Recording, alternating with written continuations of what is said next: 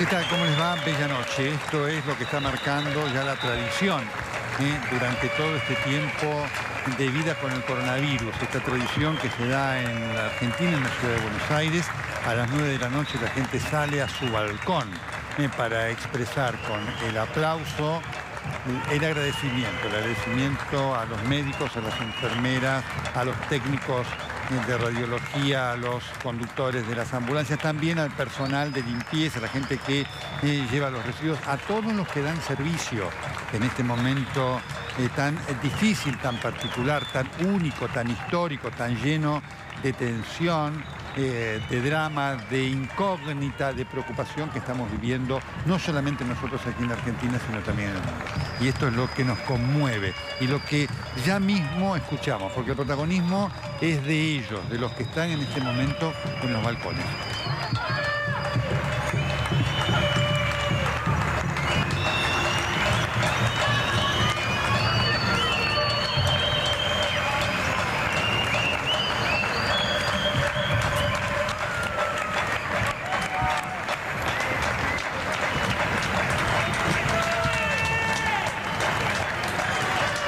Silvana, no tengo retorno.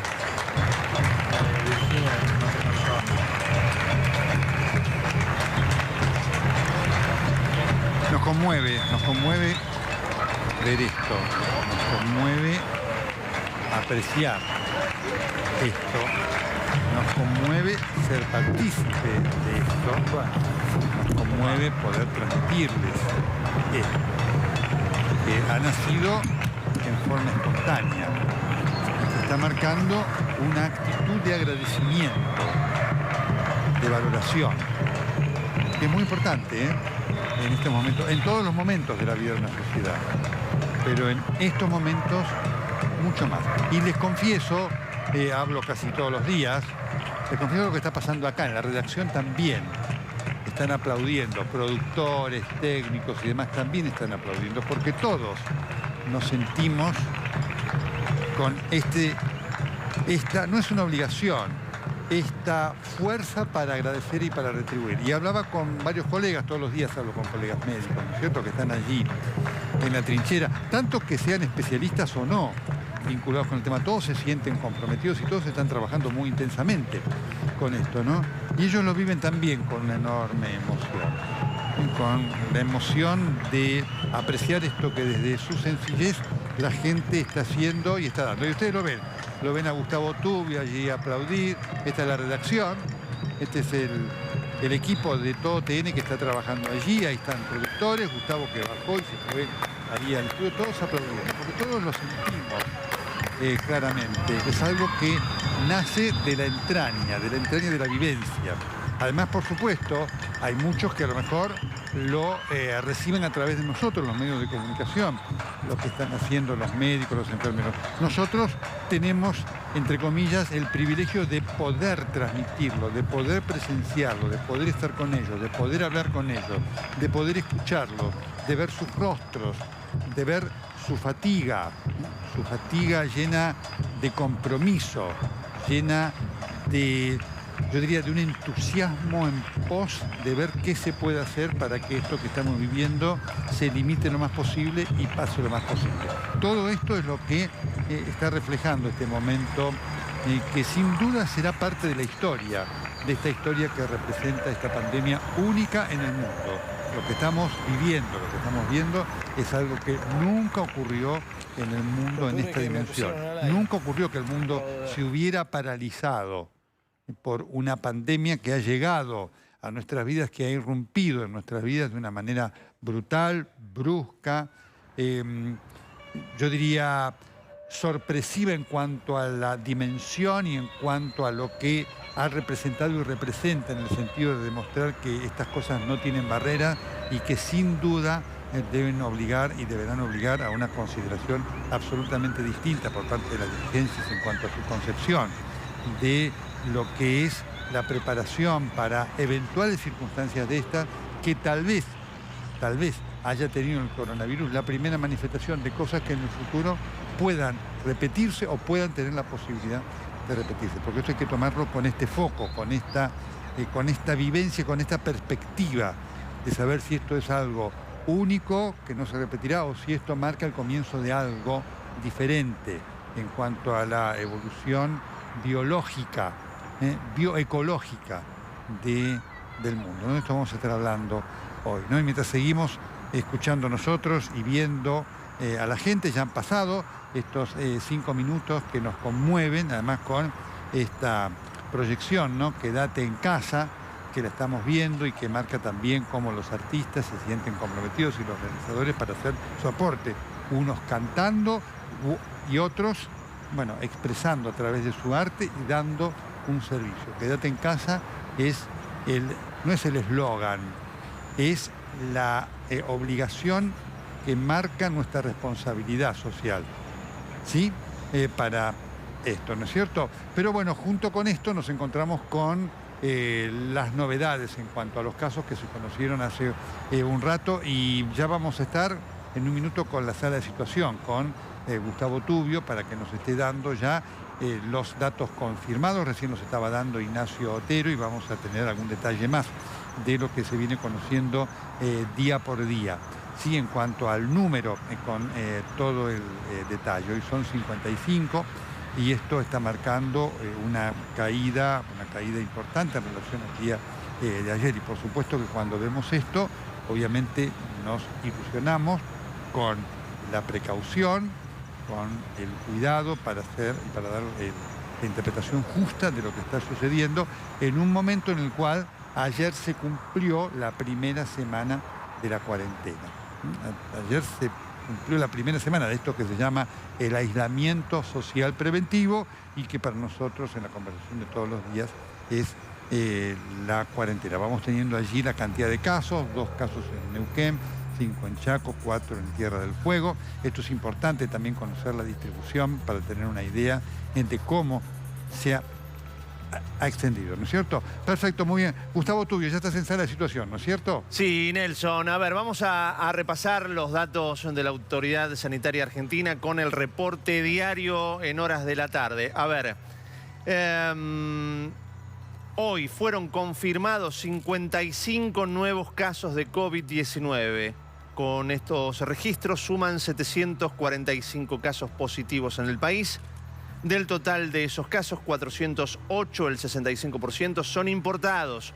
185, el 25%, son contactos estrechos de casos confirmados y el resto se encuentra en investigación epidemiológica. En el día de hoy se confirmaron lamentablemente 2 nuevos fallecidos, sumando 19 en total en la Argentina. Se trata de un hombre de 51 años, residente de la ciudad de Mar del Plata, Buenos Aires, sin comorbilidades y con antecedentes de viaje a España. Y una mujer de 84 años, residente de la ciudad de Buenos Aires, con antecedentes epidemiológicos de haber tenido contacto estrecho con una persona que viajó a Italia. Estos son los datos fuertes, duros, con relación a lo que está pasando en la Argentina con relación al coronavirus. Perfecto. Después, Gustavo, ya estábamos dando en alguno de los zócalos, vamos a repetir la distribución territorial de los casos, porque es importante y da idea fundamentalmente de cómo se ha expandido el virus. Vamos a estar con la doctora Ángela Gentile, que es una destacadísima epidemióloga, que además forma parte del cuerpo consultivo que está asesorando al presidente de la República, ¿no? Para tener la interpretación de todas estos números que hay que decodificar con mucha atención, con mucho cuidado en este momento, ¿no? Y para ver cómo va la curva. Insisto, tenemos una cantidad hoy significativamente menor que en el día de ayer. Sí, me decía Gustavo, ahí te estoy escuchando. No te preocupes que no te salía la palabra comorbilidad. No es una palabra fácil y por supuesto es mucho menos fácil para los que no son médicos. Así que no te preocupes ni te sientas mal, ¿eh? Así que hoy los colegas están sometidos a tener que expresarse con términos médicos que son complejos y difíciles de pronunciar y de comprender, ¿no?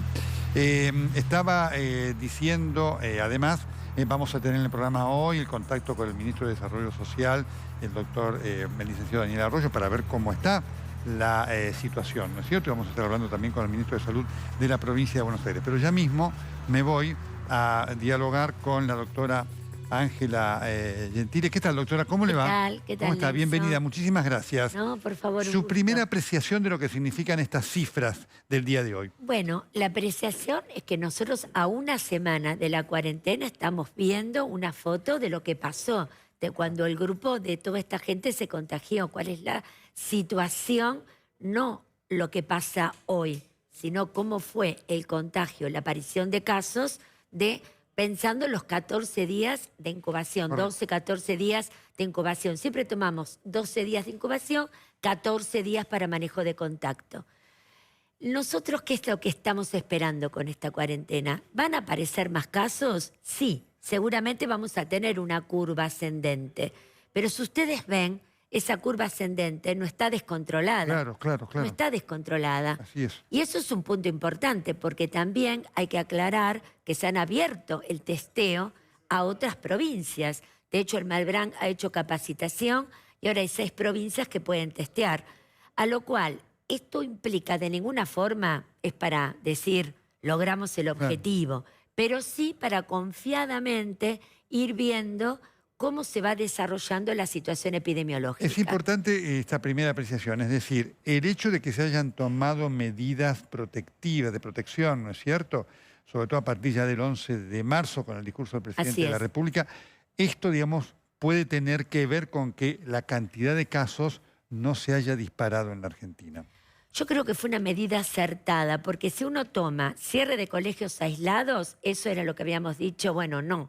Pero cuando ya después se empezó a discutir un paquete de medidas en el cual el cierre del colegio solo per se no tiene impacto, pero si uno agrega la disminución del transporte, el distanciamiento y después esta cuarentena con un paquete de medidas también de protección a los más vulnerables, que son los mayores de 60 años y las personas con enfermedades de base, evidentemente este paquete de medidas está dando resultado porque enlentece la aparición de casos. Y eso es lo que se busca. Qué importante esto, doctora, primero como primera aproximación evaluativa, ¿no es cierto?, después de una semana.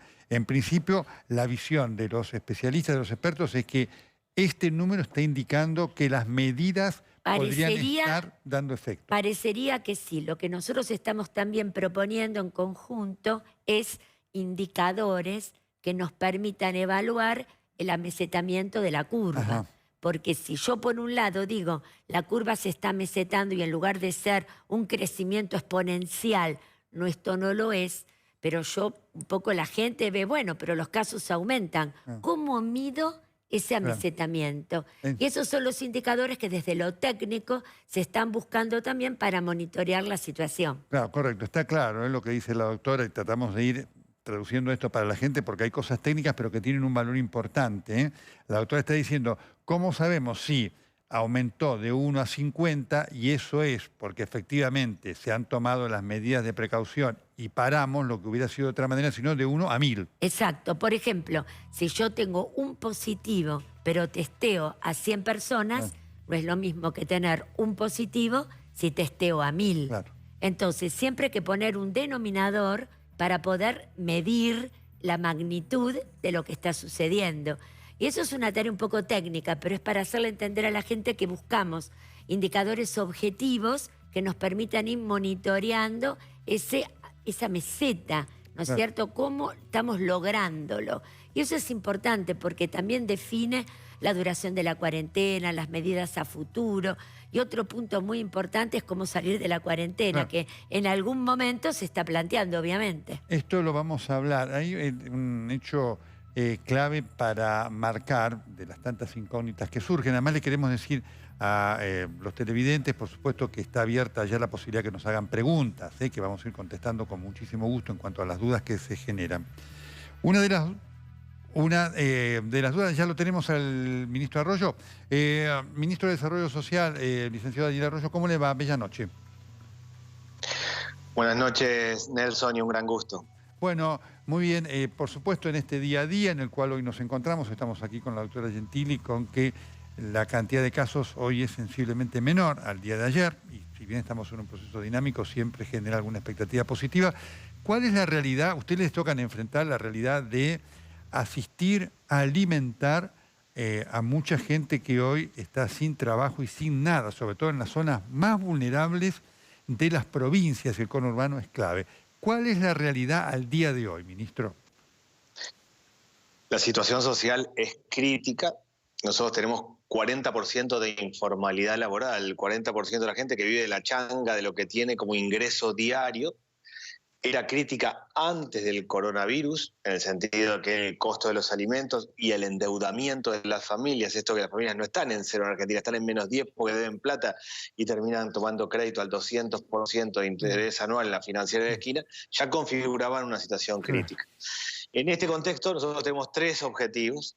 Uno es sostener el ingreso de las familias. Se han parado las changas, se ha caído la actividad económica y en eso apuntamos a sostener el ingreso de las familias con el bono de los jubilados, con el bono para la asignación universal por hijo, con el bono de 3.000 pesos para las personas que tienen planes sociales y con eso se llama el ingreso familiar de emergencia de 10.000 pesos para los que son monotributistas de categorías más bajas y para los que hacen changas. Esa es una parte que es sostener el ingreso. La segunda tarea que tenemos es reforzar la asistencia alimentaria. Hay más gente en los comedores, claro, porque el que hacía changas y no estaba asociado a los comedores y hoy se le paró todo fue un comedor, porque el que a veces iba al comedor o no, porque cada tanto tenía changas y si no iba al comedor, ahora va permanentemente al comedor. Entonces reforzamos la asistencia en los comedores, sobre todo en el conurbano bonaerense, en Rosario, en Córdoba, en San Miguel de Tucumán, con ir al sistema de viandas. La persona que va con el tupper retira la comida todo el tiempo, todo el día, por un lado, o por otro lado con el sistema de módulos alimentarios para tratar de mantener esto de que alguien reciba alimentos para más cantidad de días y se mueve lo menos posible. Y lo tercero es lograr el menor movimiento en los barrios. Ese es nuestro tercer objetivo, en un contexto difícil. No es lo mismo el aislamiento en alguien de clase media que está en su departamento o en su casa que alguien donde ya de por sí hay hacinamiento porque viven 5 personas en un cuarto. Las 3 situaciones, ingresos, reforzamiento de la cuestión alimentaria y tratar de generar el menor movimiento posible en los barrios, es lo que estamos llevando adelante, con dificultades, pero lo estamos llevando adelante todos. Correcto. Mientras estamos hablando con el ministro de Desarrollo Social, estamos con una de nuestras cámaras, recorriendo las calles de Buenos Aires y se ve a esta hora un movimiento mínimo, ¿no? Y esto, por supuesto, lo destacamos en el contexto de lo que es el cumplimiento de la cuarentena y algunos puntos difíciles que se dieron fundamentalmente en los accesos que generaron además, no solamente ahí, sino en otras partes, detenciones de personas. Ministro, en cuanto a el aporte alimentario, que es obviamente clave, allí, sobre todo en la zona del conurbano y en alguna otra zona marginal, difícil del país, ¿ustedes van a trabajar en conjunción con el Ejército Argentino? Sí, nosotros trabajamos primero con la red social que existe. Lo mejor que tiene la Argentina es la red social. Estos son las escuelas, las organizaciones sociales, las iglesias. Esa red, que a mi modo de ver, de verdad es lo que siempre fue lo mejor que tuvo la Argentina, está trabajando. Hay 8 millones de personas que de por sí ya estaban recibiendo asistencia alimentaria. 3,5 millones de chicos en las escuelas y el resto, personas más grandes, en comedores o en merenderos. Esa red que estamos reforzando con más recursos, además le agregamos un comité de emergencia en cada municipio. Yo constituí un comité de emergencia a nivel nacional para el conurbano bonaerense, junto con la provincia, con las iglesias, con las organizaciones sociales y con las intendencias, con los municipios. Eso se replica en cada lugar. En ese comité se define cómo se encarga la asistencia alimentaria y en algunos casos el ejército efectivamente la lleva adelante. Ya se puso en marcha en Quilmes, en algunos barrios de Quilmes, se está por poner en marcha en La Matanza y ahora en los próximos días también se va a hacer en Moreno, que no es que todo el municipio, toda la asistencia alimentaria la hace el ejército, sino que en algunos lugares, en zonas más críticas, o se arma una cocina centralizada con el ejército, o en algunos casos se hace la logística, la distribución. Ya arrancamos, como decía, en Quilmes, en La Matanza, y ahora estuvimos conversando hoy para ponerlo en marcha también en Moreno. 2 preguntas, ministro, porque usted además es un hombre que camina, no solamente está en los despachos y demás. ¿Cuál es la actitud de los conciudadanos que están allí en esa zona en cuanto a los riesgos, en cuanto a esta dificultad del aislamiento de cumplirlo? Es decir, ahí hay un problema con la comida, que usted ya lo marcó, y otro problema con el aislamiento. ¿Qué es lo que le transmiten en cuanto a preocupación, temor o no que tengan? En los barrios la sociedad más pobre está muy consciente de la situación. Yo creo que los medios de comunicación ayudaron mucho porque ver lo que pasa en Italia, en España, es muy impactante para alguien que lo ve como algo cercano, como que puede pasar en los barrios. Entonces, hay como mucha conciencia por un lado y sobre todo hay una gran red social. Lo que tenemos que todos cambiar la cabeza. La lógica de la pobreza es el movimiento. La lógica de la pobreza es una persona se levanta a la mañana, se va a la rotonda, ve si puede enganchar una changa de construcción o de algo y ahí se mueve en algún lugar. La lógica del comedor siempre fue lo masivo. Mucha gente que va a comer en un comedor y de paso aprovechamos para dar apoyo escolar, para dar otras capacitaciones. Bueno, ahora estamos todos cambiando la cabeza.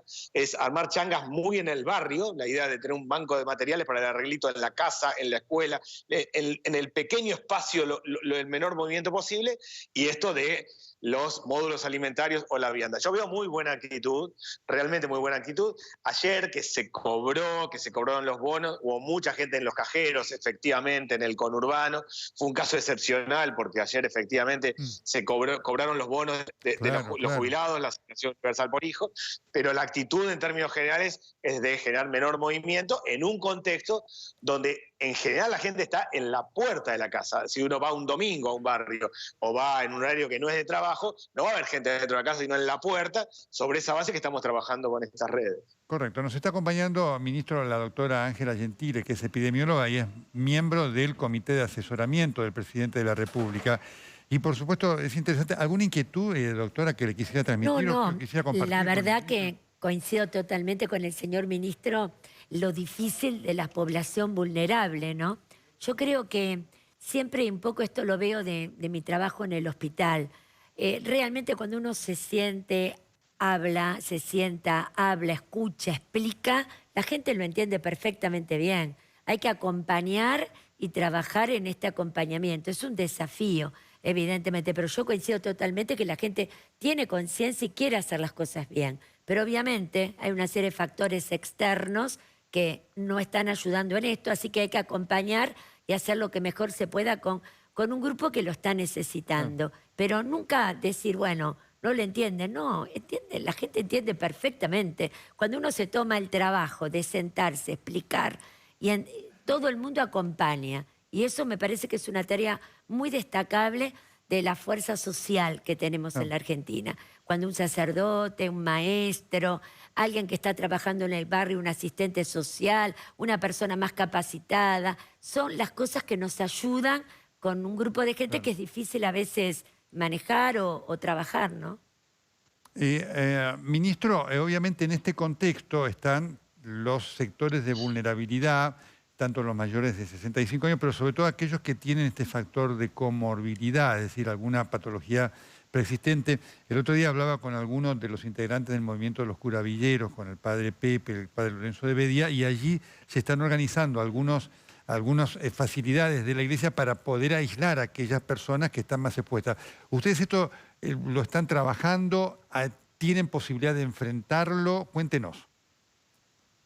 Sí, estuvimos reunidos, de hecho, con los curas villeros ayer viernes. Estamos armando todo el esquema de los lugares. Los lugares, en general, son lugares amplios, como un polideportivo. Nosotros tenemos en el Ministerio los centros integradores comunitarios. En general, espacios grandes donde se están comprando camas, justamente, donde se están armando el mobiliario, para cuando hay una dificultad, una persona que no es que va a ir a terapia intensiva, sino que requiere una atención, persona grande del barrio, poder armarlo y organizarlo. Estamos armando una estructura en todos los grandes centros urbanos y en particular las parroquias y los centros deportivos o los espacios que en general son los clubes de barrio, más muchos espacios que tiene el propio Ministerio de Desarrollo Social en distintos lugares del conurbano, todos los estamos reorganizando en este esquema de tener camas, de tener la atención, de poder organizar con los médicos, en el caso que se requiera, sobre todo de personas mayores. Acá hay dos claves: cuidar a los mayores, y es eso lo que insiste permanentemente la Iglesia, y lo hablamos permanentemente,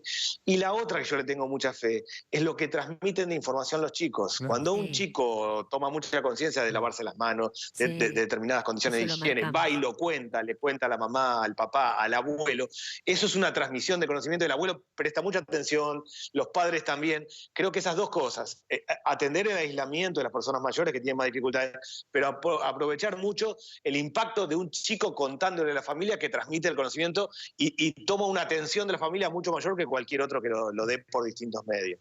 Sí. Ah. Yo, Perfecto. un comentario. Sí. Yo siempre Hago este digo- comentario en un minutito. Estamos viendo, sigo complementando la imagen de trasfondo, que a lo mejor el ministro no la ve. Estamos en las calles viendo cómo la gente cumple el aislamiento y, digamos, se ve gente en la calle, se ven bastante autos, ¿no? Digamos, lo estamos marcando esto para mostrarlo, para darnos cuenta de la responsabilidad que tenemos todos nosotros de tener que cumplir con el aislamiento. Es decir, es una noche de sábado que es tan de aislamiento como el sábado, el viernes, el domingo, el lunes y demás. Por eso estamos con las cámaras para tener un día. Alguna gente salió a hacer compras, pero en otros se ve una cantidad de autos que llama la atención. Digamos, es una noche en la cual hay que seguir respetando absolutamente el aislamiento. Decía usted, doctora, por favor. No, Sí. que los chicos son agentes de cambio. Y nosotros ya lo vimos en la pandemia, cuando tuvimos la pandemia H1N1 hace 10 años, realmente los chicos iban a las familias, a las casas, los docentes trabajaron muy arduamente también y enseñaban, como decía el señor ministro, cómo lavarse las manos, cómo toser, cómo estornudar. Por eso incluso cuando se hablaba de el cierre de actividades educativas, teníamos claramente la función social que tiene la escuela Claro. y la función de cambio y lo que significaban los chicos para las familias. Todo se puso en la mesa para lograr la medida mejor y más equilibrada y bueno, fue la cuarentena, pero siendo muy conscientes de la importancia de esta función social y de la importancia, yo lo digo también como pediatra, que los chicos generan en cada lugar donde ellos se mueven y están, generan un cambio, generan una forma de pensar. Eso es muy valioso, absolutamente. Correcto, ahí vemos que la policía está frenando alguna gente que está allí desplazándose en forma inadecuada. Esto, insisto, lo estamos mostrando para darnos cuenta de las cosas que pasan y para generar la reflexión de todos y cada uno de nosotros en cuanto a la necesidad del cumplimiento del aislamiento. Así que por eso estamos con las cámaras recorriendo distintas partes, distintas zonas de la ciudad de Buenos Aires, para ver qué pasa, y puntualmente hoy una noche siempre desde el punto de vista del cumplimiento de las normas más difícil como es la del sábado. Sí, ministro, este es un punto también que quería consultarle. ¿Cuál es la disponibilidad de elementos de higiene en todas estas zonas vulnerables en las cuales ustedes están trabajando? Nosotros hicimos dos cosas. Uno, armamos un fondo rotatorio para lo que llamamos los 20 grandes aglomerados de la Argentina, un fondo de transferencia de dinero que es para comprar alimentos y artículos de higiene. En el conurbano bonaerense se ha hecho y estamos permanentemente armando el fondo, transfiriendo dinero para la compra de alimentos y artículos de higiene. Establecimos un protocolo para los comedores. Los comedores son de situaciones muy diversas, desde comedores muy organizados históricamente hasta una señora que montó un comedor delante de la casa. En todo eso estamos trabajando mucho con un protocolo, con un esquema para tener artículos de higiene, no solo lo que compran los municipios, sino que cuando transferimos ahora los módulos alimentarios van también con la bandina, con artículos de higiene, cuando conseguimos con el tema del alcohol en gel, armar todo un esquema de ese estilo. Yo veo que de vuelta ahí hay como mucha conciencia y es importante, por lo que estaba recién diciendo usted, Nelson, sobre el sábado y los autos, que la cuarentena, el aislamiento social, no es una recomendación, es una regla. Es una regla que hay que cumplir. Las excepciones son mínimas. A mí me tocó como ministro hacer excepciones muy puntuales para el caso de chicos donde hay padres separados. Claro. Y puntualmente uno de los padres está en el área de salud, entonces tenía que trasladar al otro chico y bajar un formulario. Pero estamos hablando de casos muy excepcionales. Sí, sí, sí, La sí. regla es no se puede seguir haciendo la vida que estaba haciendo. Es el aislamiento, casos muy excepcionales. Tuve que hacer una resolución también para las personas que cuidan a adultos mayores, pero estamos hablando de casos muy, muy puntuales. La regla, y es regla, no es una recomendación, hay que quedarse en la casa. Ministro Arroyo, muchísimas gracias. Muchas gracias a ustedes. Perfecto, seguimos. Esta es la Avenida Libertador, ¿sí? Así que ahí estamos viendo cuál es el panorama. Aquí sí se ven pocos autos y se ve, ahí hay alguien que está entrando al edificio. Aquí sí se ve un cumplimiento, por lo menos en estas cuadras, realmente importante. Esto que decía el ministro, ¿no? Esto es una obligación, no es una opción o algo volitivo. Tenemos que cumplirlo, ¿no es cierto? Perfecto. Doctora, vamos a aprovechar porque además hay preguntas que van repitiéndose. Claro. Vamos a estar hablando de cómo va a ser o cómo se está planeando el levantamiento de la cuarentena, porque por supuesto en un momento se va a levantar. Y la doctora, les repito, es una de las profesionales que está en el comité de consulta del presidente de la República, así que por lo tanto ella conoce cuáles son las cosas que se van a discutir en el momento en que se va a levantar la cuarentena. Pero hay dos temas que siempre siguen estando en boga. Uno es el barbijo Sí, y otro son los guantes. sí. La población general no tiene que usar barbijo ni guante. Uno no tiene por qué pasearse con la calle con barbijo. Siempre hay que recordar cómo se transmite el virus, Nelson. Porque pensemos, ¿qué pasa con este virus? Vamos a suponer que yo tengo en la calle una persona que está infectada con coronavirus y a lo mejor empezó con fiebre, poca, y no sabe. Pero la otra persona que está al lado tiene distanciamiento. Va a 1 metro, 1,5 metros, ¿no es cierto? El virus no hace aerosol en el aire, como el sarampión, por ejemplo. El virus necesita pequeñas gotitas para toser o estornudar. Cuando uno tose y estornuda, el virus se queda en esas gotitas. Se llaman gotitas de flush. Entonces, si la persona, que a lo mejor incluso no sabe que tiene diagnóstico positivo, pero aprende a saber cómo toser, cómo estornudar, lavarse las manos, y la persona que va por la calle, a su vez, cuando vuelve a su casa, se lava las manos y adopta todas las medidas de control, entonces, evidentemente, no necesita nadie ir por la calle con un barbijo.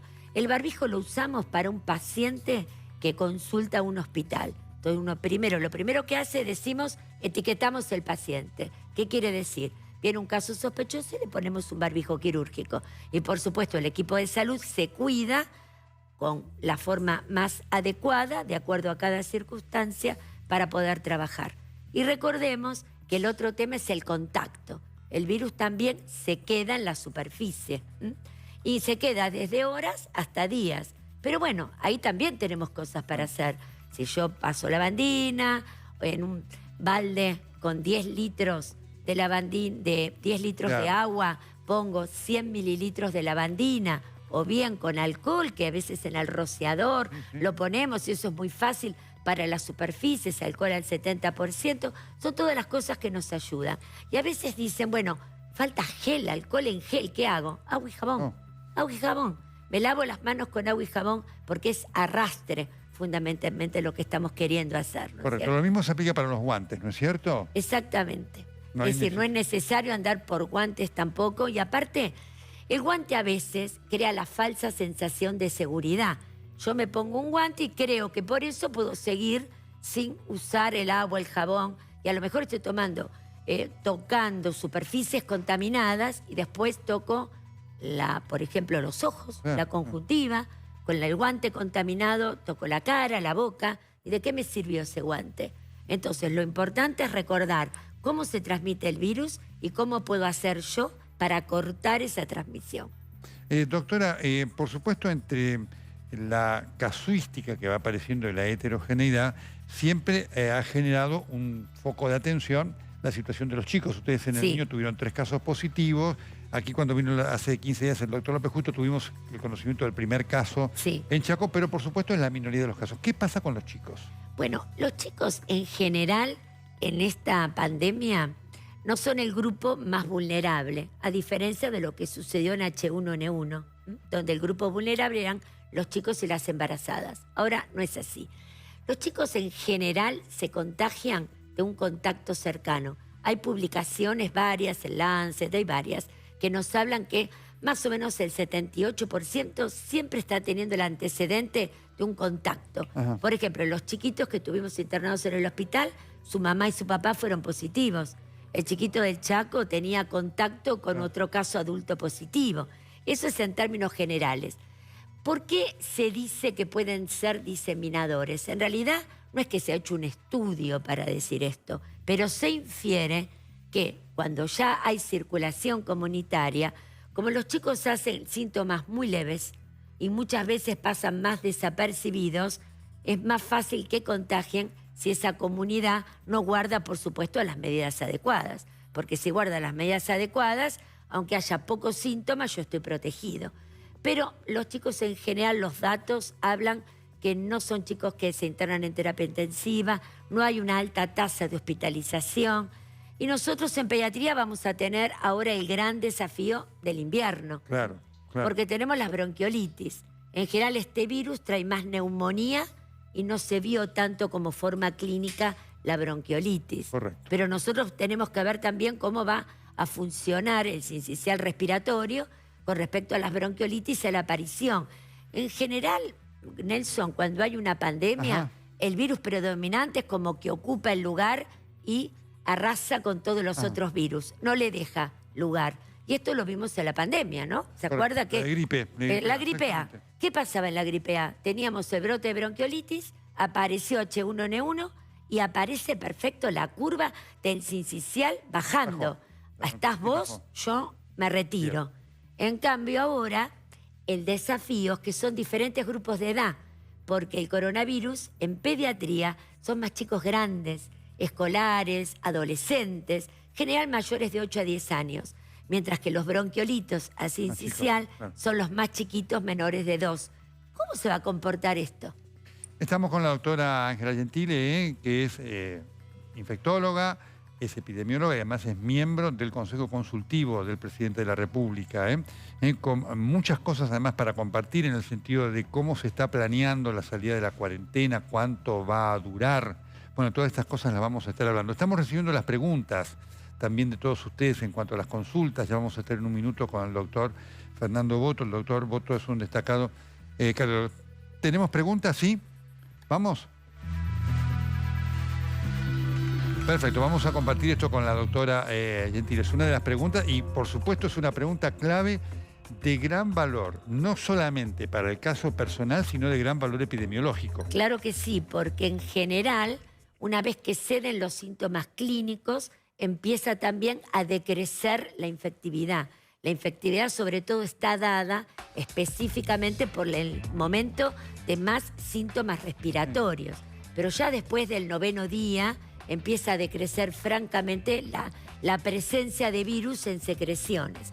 Nosotros en este momento, para dar de alta a un paciente, son 2 PCRs negativas, con intervalo de 48 horas, 72, pero también es verdad que con una PCR positiva, que es un método de laboratorio, y mirando la clínica del paciente, uno podría a lo mejor ir a su casa o a un hotel o alguna situación en la cual uno pueda controlar que siga en cuarentena hasta tanto estemos absolutamente seguros que no contagia.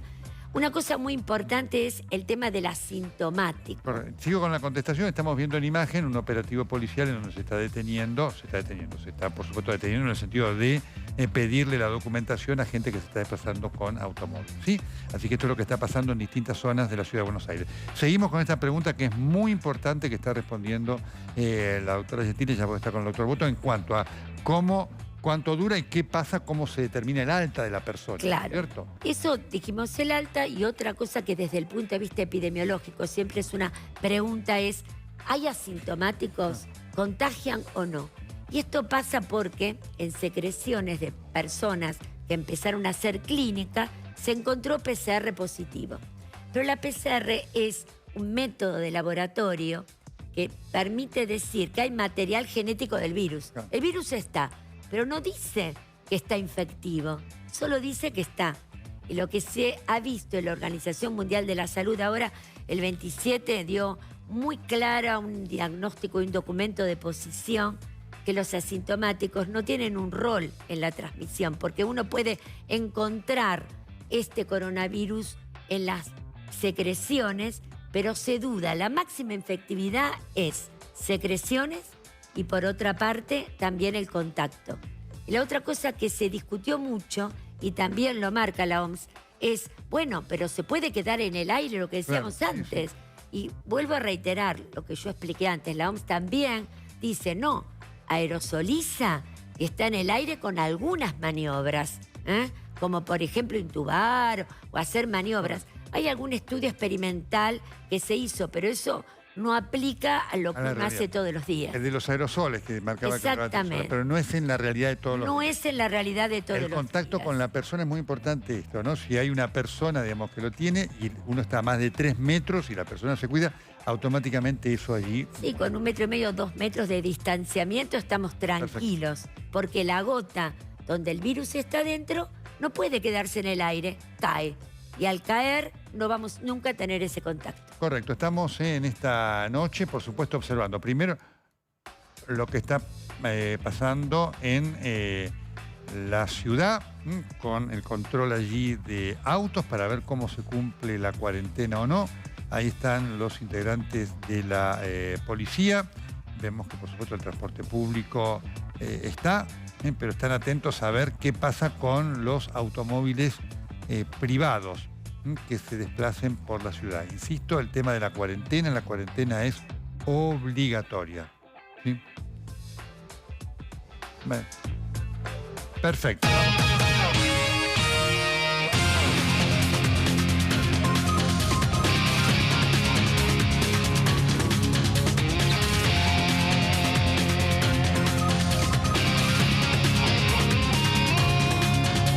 Bueno, por supuesto estamos siguiendo minuto a minuto cuál es la evolución de la circunstancia que tiene que ver con los casos y también el manejo político. Y hay novedades al respecto que ya las trae Marcelo Bonelli. Hola Marcelo, qué gusto tenerte con nosotros esta noche. Bella noche.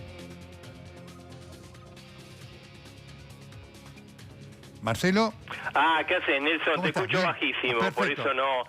pero bueno, te estaba interrumpiendo el programa, al contrario, eso no me básicamente aporte. porque hay informaciones de último momento que queríamos compartir con toda la audiencia, en el sentido de que mañana el gobierno, el presidente Alberto Fernández va a convocar al comité de expertos a la mañana, eso de las 10 de la mañana, para tomar la determinación que tiene que ver con la extensión de la cuarentena. O sea, va a haber una interconsulta con todos los especialistas, con este comité de expertos. Después habría algunas reuniones con los ministros y después se tomaría la decisión. Básicamente está ya resuelto que la cuarentena se posterga, pero el gobierno a este momento estaría analizando dos opciones. Opción 1, la que se venía barajando estos últimos días, extender la cuarentena hasta el 13 de abril, es decir, casi toda la mitad de abril. La otra opción que también se está barajando tiene que ver con extenderla hasta el 6 de abril, o sea, hasta el otro lunes, con opción a que continúe una semana más, ¿no?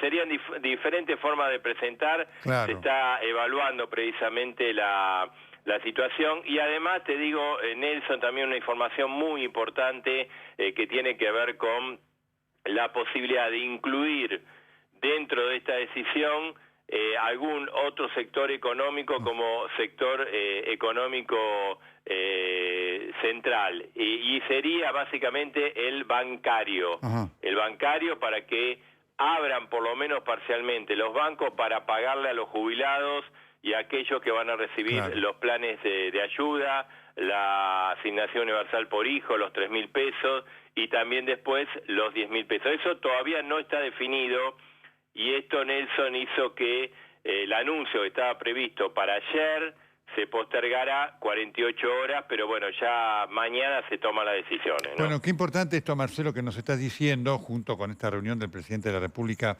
del día de mañana, porque, bueno, lo comentábamos contigo ayer, ¿no es cierto?, esta gran dificultad que está teniendo los jubilados que van a hacer en la cola, porque para ellos es muy difícil adaptarse al sistema, digamos, de la tarjeta, quien nunca lo ha hecho, lo han hecho toda la vida con los empleados. Este es un dato importante que vos ayer señalabas, ¿eh? Sí, sí. Mirá, Nelson, es uno de los puntos en discusión. Hay posiciones contrapuestas. O sea, por un lado se ha indicado de que evidentemente veíamos ayer y lo charlábamos en Telenoche, en el sentido de que hay por lo menos 1 millón de jubilados y pensionados que van a recibir estos beneficios que no tienen tarjeta de débito, con lo cual no pueden utilizar el cajero. Claro. Y instrumentar el mecanismo, o sea, de generar las tarjetas de crédito y que lleguen, lleva un tiempo largo, no hay habitualidad y por lo tanto muchas voces, incluso el Banco Central de la República Argentina, el ANSES, han planteado la necesidad de que los bancos tengan una apertura parcial para atender sobre todo los momentos de pago, no que vuelva a la normalidad del sistema bancario. Esto pasó también, mira, te voy a recordar, en el año 2001, cuando fue virtualmente el cierre de los bancos por otro motivo, que fue el colapso económico y la imposibilidad de devolver los plazos fijos, siempre se mantuvieron abiertos los bancos para los jubilados y pensionados. Igual te digo que hay una controversia porque el gremio bancario, la conducción del gremio bancario tendría una posición un poquito más dura, en el sentido de que no quieren exponer a sus digamos, empleados, a sus afiliados al tema del contagio. Pero bueno, hay alternativas, por ejemplo, que las ciertas sucursales las opere el personal superior de los bancos, ¿no? Correcto. Importante información, Marcelo, así que estamos con línea abierta contigo ante cualquier novedad que pudiera aparecer, ¿sí? Dale. Mañana entonces la reunión por la prolongación de la cuarentena, discusión si se va una semana o 15 días, y este tema de los bancos, que es muy, muy importante. Perfecto, Marcelo, muchísimas gracias. Chao. Es importante esto, bueno, mañana usted a las 10 de la mañana tiene que estar en la lo que pasa es que son ¿no es cierto? decisiones La doctora complejas. forma parte del comité de asesores. Es decir, Claro, mañana a las 10 de la son mañana. decisiones complejas, hay que discutirlas. Perfecto. Al igual que la salida de la cuarentena. Correcto, vamos a estar hablando de esto. Le quiero preguntar, y dejo esta pregunta para la doctora, ¿no? Ya estoy con el doctor Fernando Boto, que hizo una apreciación, digamos, precoz muy importante desde un punto de vista epidemiológico también del virus. Digamos, ¿cuánto debe durar la cuarentena para que sea efectiva y cómo salir? ¿No es cierto? Este tema la vamos a tener. Esto es lo que está preguntando la gente. ¿Cuántos días de aislamiento, cuánto debería durar la cuarentena para ser efectiva realmente? Bueno, en realidad, para poder decir en qué momento se levanta la cuarentena, que por otra parte nunca va a ser total, ¿no? Hoy no tengo cuarentena y mañana es como si nada hubiera pasado. Esto desde ya no va a ser nunca así. La forma de salir de la cuarentena va a ser gradual, probablemente con más protección a los grupos vulnerables, con ciertas actividades que van a verse más relegadas. Es difícil salir de la cuarentena y tener un partido de fútbol, o abrir el transporte y abrir, digamos, habrá que discutir con muchos sectores una forma gradual. El concepto es gradual. Correcto. Hay que discutirlo cómo. Se va a aplicar el aislamiento vertical. Exactamente. Y por otra parte, la duración también está dada de la observación de la situación epidemiológica, porque uno va viendo cómo aparecen los casos, van viendo los indicadores, cómo uno puede ir viendo la curva, si es exponencial, si es menos exponencial, si lo que se hizo tuvo impacto, cómo tuvo impacto, y son decisiones dinámicas. Entonces, en este momento, lo que se está discutiendo y lo que se va a discutir es, más que decir tal día o tal día, en qué situación epidemiológica uno podría tomar tales decisiones. Y eso hay también que ir viendo los datos en forma dinámica y en el día a día. No aparece un número mágico. Son cosas que uno debe ir trabajando y elaborando de acuerdo a la situación como se va dando. Correcto, pero la evaluación técnica es que esto hay que prolongarlo. Exactamente. Perfecto. Estamos hablando con la doctora Gentili, que mañana va a estar con el presidente de la República. Este es el valor que tiene y está dando, obviamente, su evaluación técnica, que indica que va a ser prolongada la cuarentena, es decir, se va a prolongar.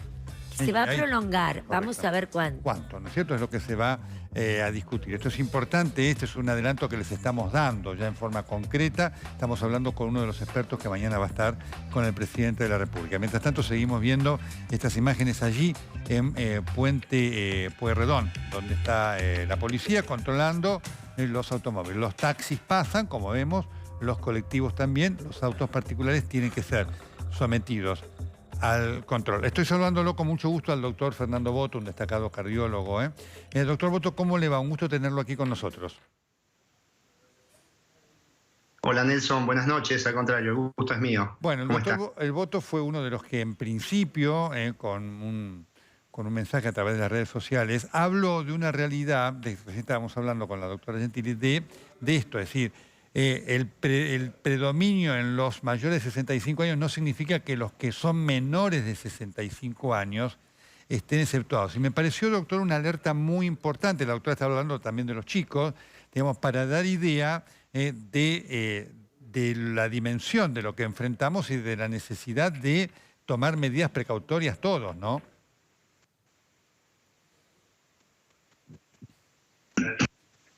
Tomar medidas precautorias todos, ¿no?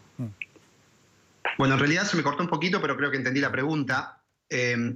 Sí, como ustedes dijeron, ya vimos que los grupos de más riesgo son los mayores de 65 a 70 años, pero cuando uno ve las curvas de mortalidad, ve que es alrededor de 1%, alrededor de los 50 años. Y la verdad que el número de 1%, yo escuché un par de comentarios de algunos que como que banalizaban, como que 1% es poco, y 1% me parece un número importante para una enfermedad Claro de este que tipo.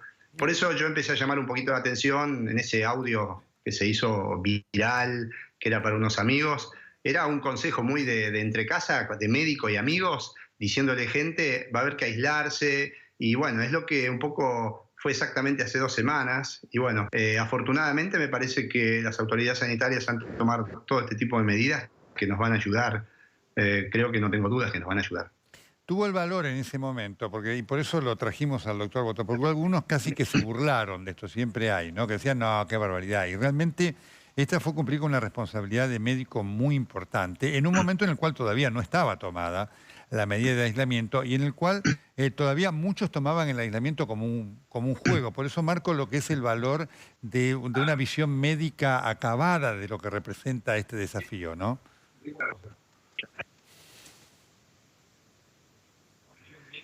En realidad, digamos, quiero ser sincero, yo no sabía que le estaba hablando a tanta gente.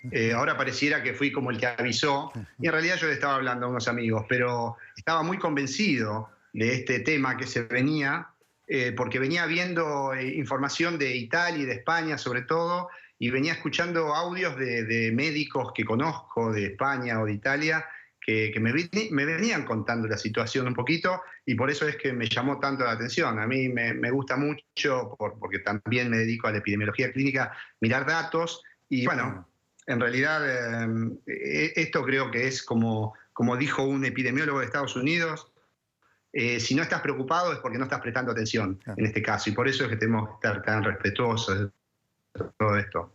Doctor, y por supuesto nos interesaba además su presencia porque los pacientes que tienen afecciones cardiológicas, cardiovasculares, ¿representan riesgos particulares? ¿Representan población de riesgo? ¿Representan los hipertensos población de riesgo? Esta es una de las preguntas que más tenemos y por supuesto que nos interesa mucho su respuesta.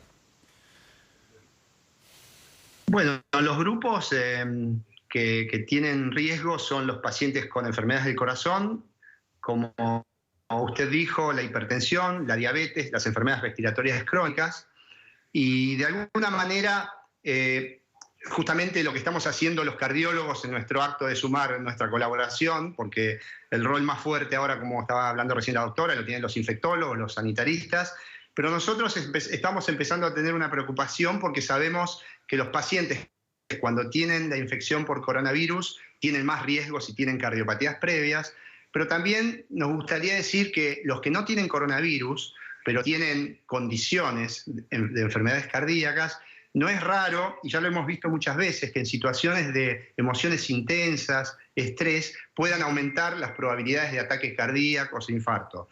Entonces, hemos salido un poco a dar recomendaciones. Por ejemplo, que los pacientes no dejen de tomar los remedios que le han dado sus médicos de cabecera, y como tú has visto últimamente, se ha hablado mucho de algunos antihipertensivos que podrían ser nocivos, pero bueno, las sociedades científicas ya han salido todas a decir que eso no es una evidencia científicamente o clínicamente válida para suspender la medicación, así que estamos reforzando ese tipo de medidas.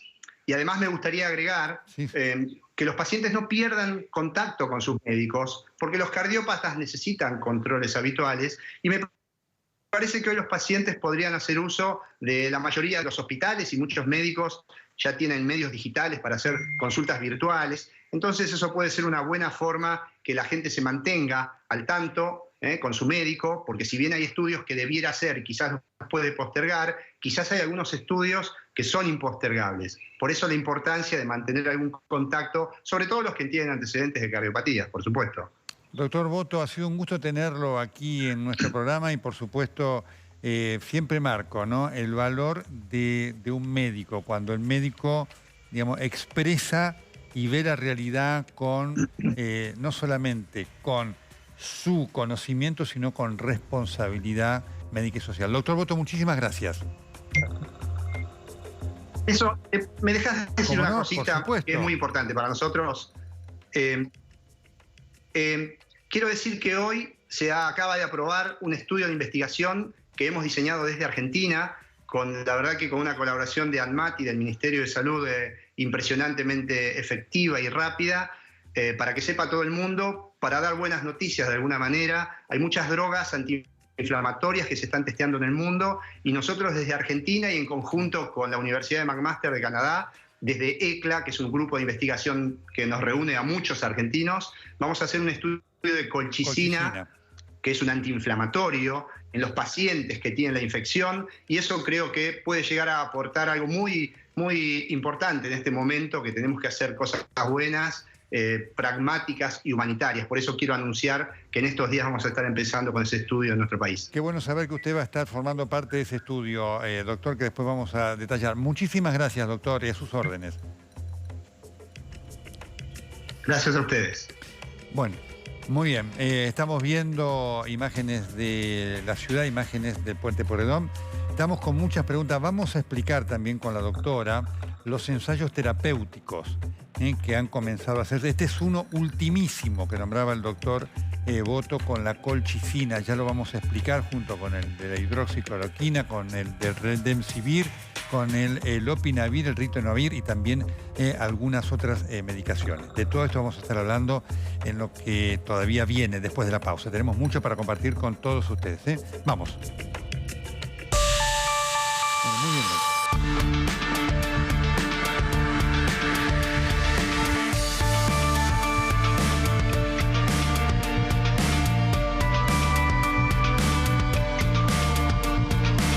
Muy bien, seguimos en esta emisión especial y extraordinaria de El Corresponsal. Hemos empezado a las 9, vamos a seguir hasta las 11 y por supuesto con todo TN trabajando para todos ustedes a cada minuto. Estamos viendo imágenes de la calle, esto es Puente Pueyrredón, ahí está la policía, fundamentalmente están pasando los taxis, los colectivos, los autos particulares son detenidos y sometidos a un control. Esto es lo que está pasando allí en este que es un punto neurálgico, que ha sido de los puntos más complejos de cumplimiento de la cuarentena, del aislamiento social preventivo, que es un término técnico, durante toda esta semana.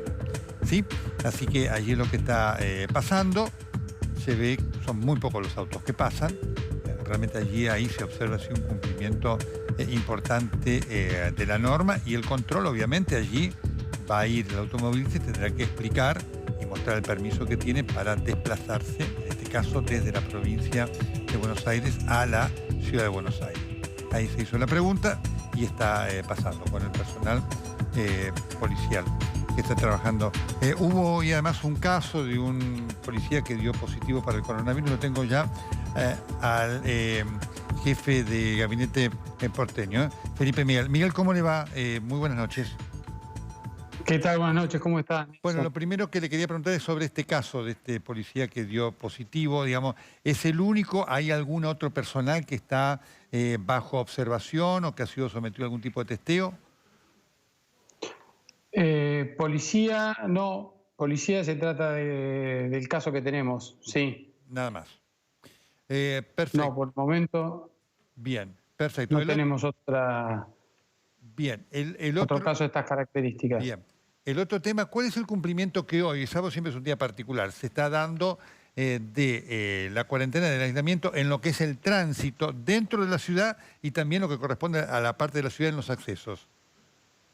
Realmente hoy se verificó un altísimo acatamiento del aislamiento, de la cuarentena, tanto en los accesos, donde en particular en este caso se tuvieron más de 137 controles, puestos de control. Tuvimos de los 111 ingresos y egresos o accesos a la ciudad de Buenos Aires, 78 permanecieron cerrados. Tenemos 13 que están especialmente dedicados al personal del servicio de salud y otros 20 accesos que están destinados a todos aquellos que tienen algún tipo de permiso, ¿no? Por las excepciones que están previstas en el decreto del presidente de la Nación. Perfecto. En relación a esto, a lo que pasó durante toda esta semana, hubo una gran cantidad de detenidos y en los accesos se generó todo un embotellamiento importante. ¿Ustedes piensan en alguna modificación, visto la pausa que da el fin de semana en cuanto a menor gente, porque hay mucha gente que tiene que venir a trabajar claramente y está autorizada a hacerlo? ¿Ustedes piensan en cambiar algo? ¿Se está pensando en alguna modificación o va a seguir todo tal cual fue durante la semana pasada? No, se hicieron algunos cambios, los puestos de control son rotativos, pero sobre todo en el tema de los accesos, que fue lo que generó más complicación, se hicieron algunas modificaciones. Esas modificaciones tienen que ver justamente con algo de lo que estaba contando recién, que es dar carriles exclusivos también. Entonces hay algunos ingresos que son exclusivos para el personal de salud, que le damos prioridad número 1. Y hay otros accesos que son para todos aquellos que están autorizados a circular. En esos otros 13 accesos, que son para todos aquellos que están autorizados a circular, también hay una priorización en términos de los carriles. Hay un carril izquierdo que está destinado prioritariamente a la salud y hay un carril derecho que está destinado también para el transporte público, para los camiones también que tienen transporte, por ejemplo, de alimenticio. Y entonces los carriles del medio son los que están destinados a la circulación en general.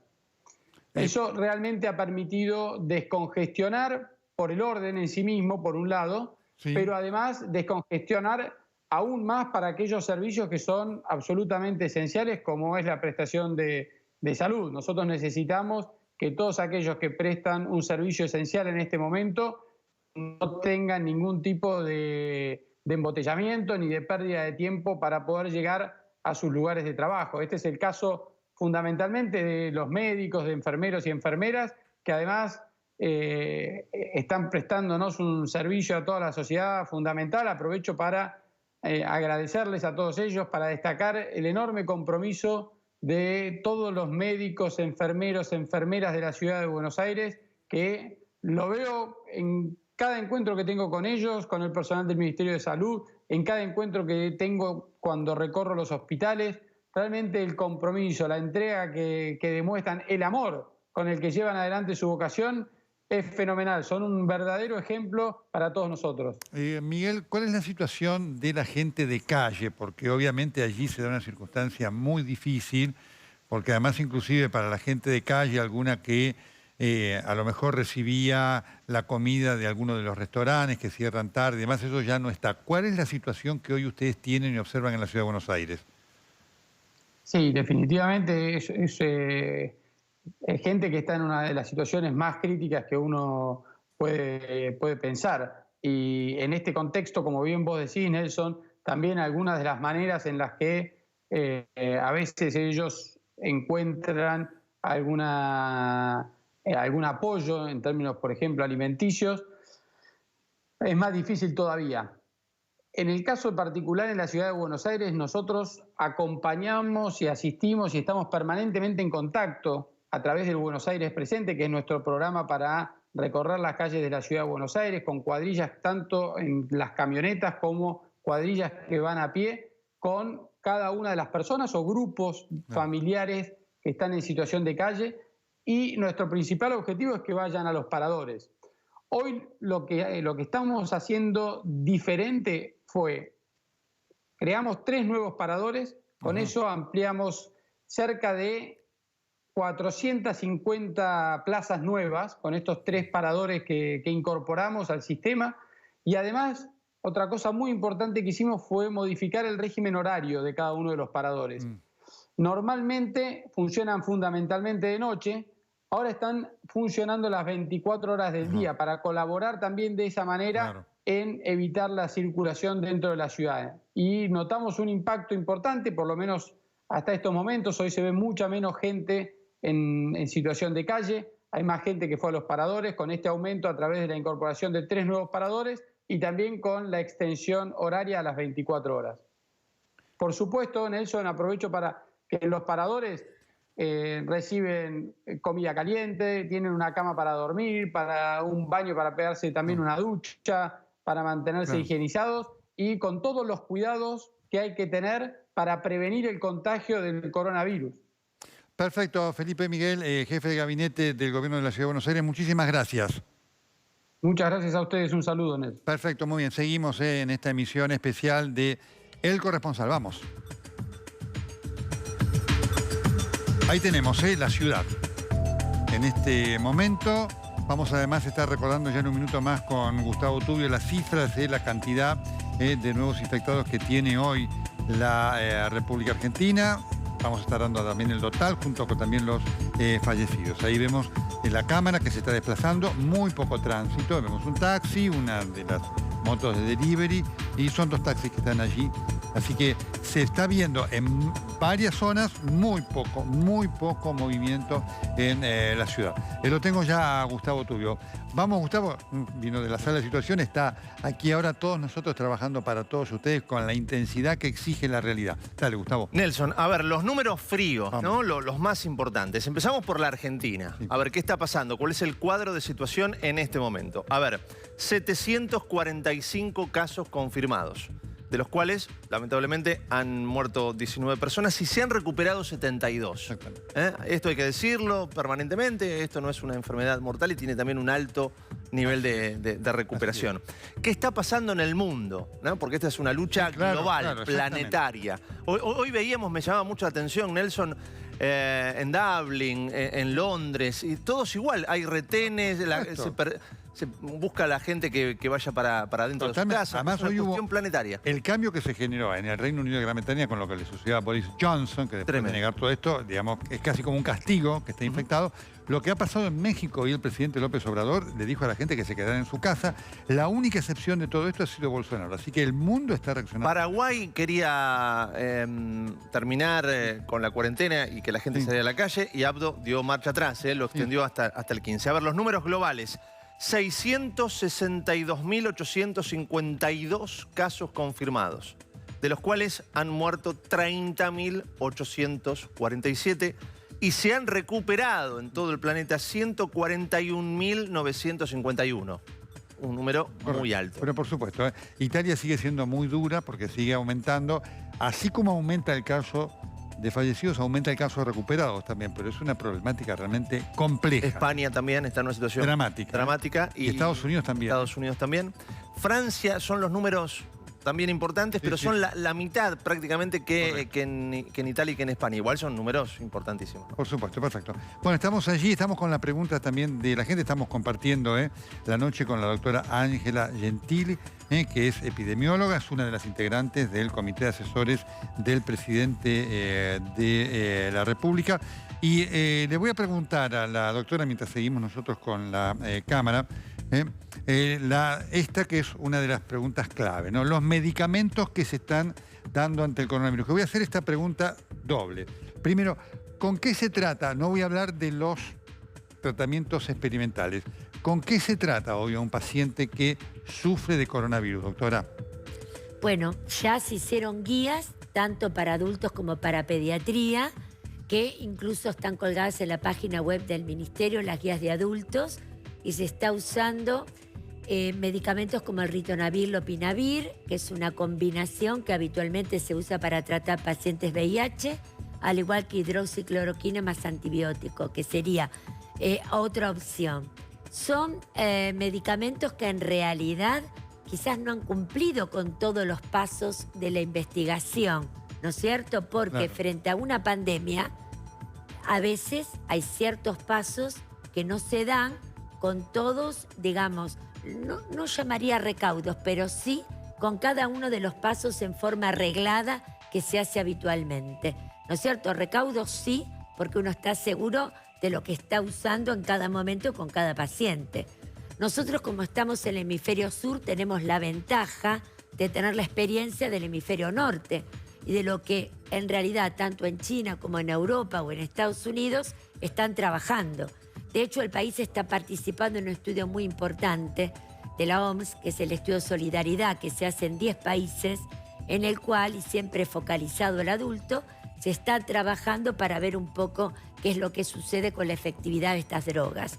Son drogas que se usan en pacientes graves, con neumonía grave, que están en terapia, ¿no es cierto? Esto lo aclaro porque en algún momento la gente empezó a pensar que tenía que ir a las farmacias a buscar un medicamento como la hidroxicloroquina, que es de bajo costo, es para la malaria y nosotros la usamos en otras situaciones. Esto no es así, ¿eh?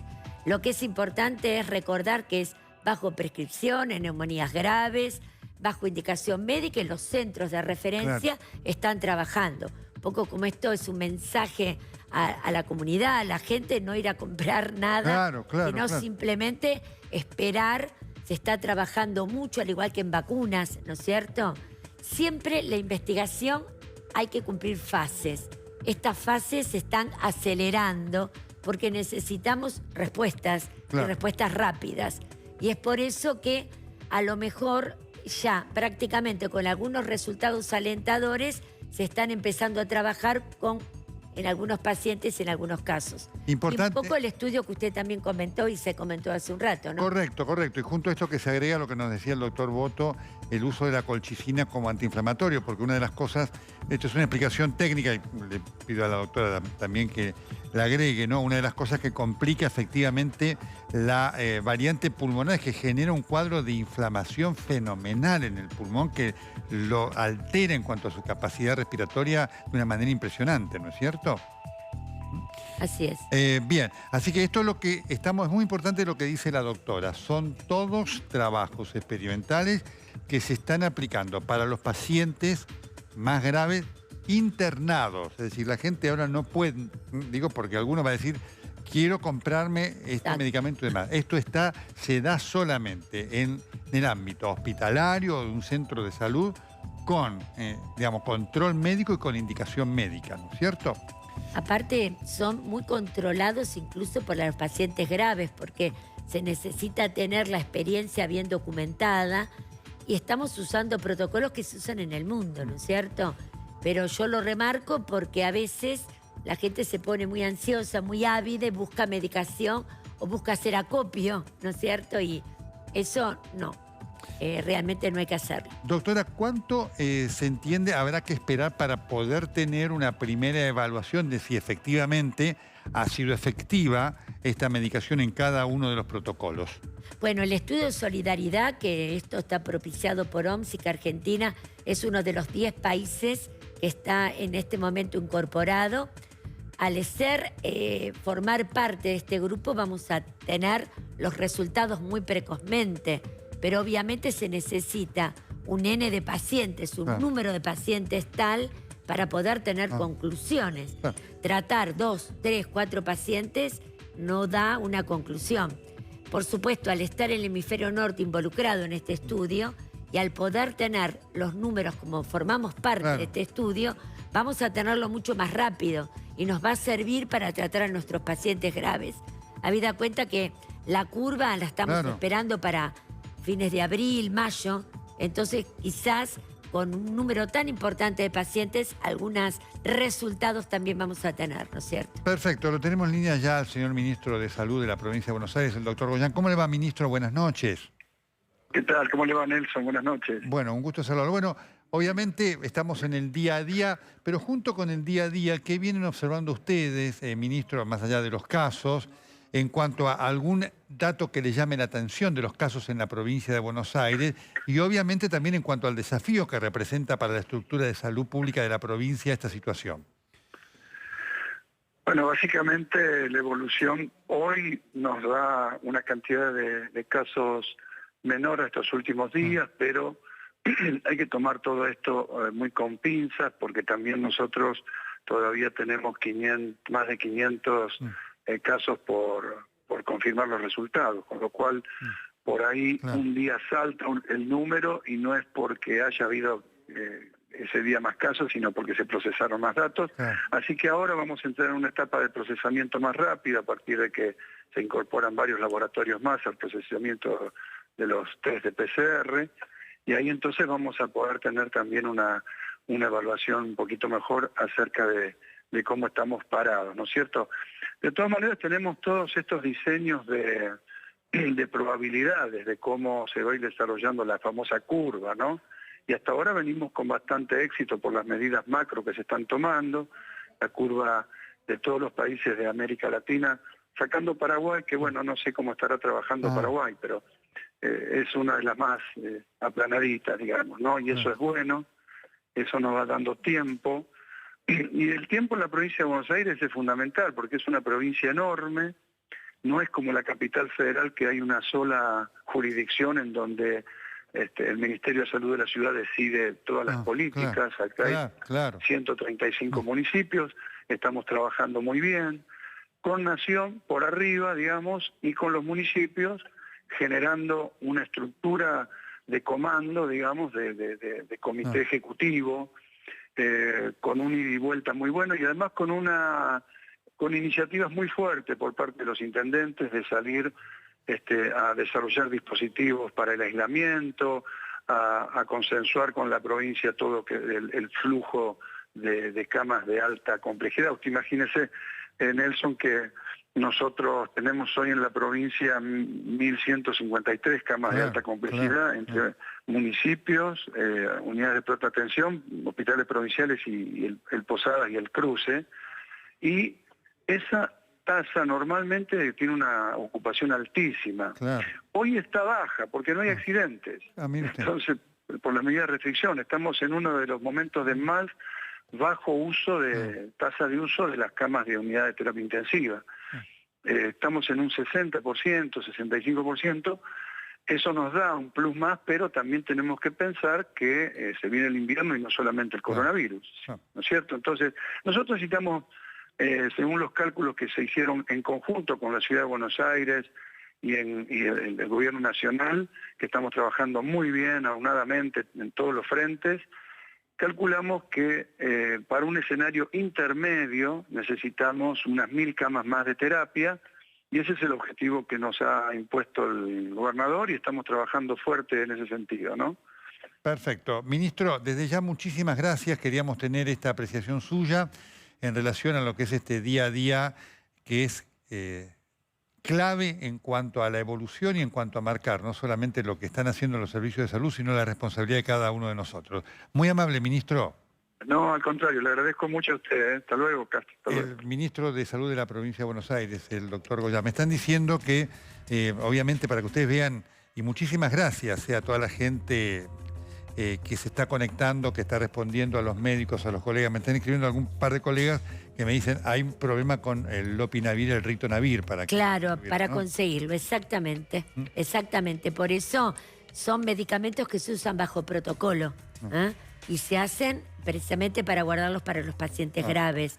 Entonces, bueno, son las cosas que hay que ir solucionando, ¿no es cierto? Por supuesto, esto lo marcamos además para las autoridades y le agradezco mucho al doctor Dupudelón que me acaba de dar esta información. Digo, creo que es importante para que las autoridades de salud de la ciudad, de la nación, de la provincia, digamos, lo tomen esto en cuenta, digamos, y para fundamentalmente atender lo que sea la necesidad tanto de centros públicos como privados, ¿no? Porque el otro día dio una definición muy importante el ministro de Salud, Inés González García. Hoy se está trabajando, todo forma parte de la salud pública, los centros privados también, ¿no?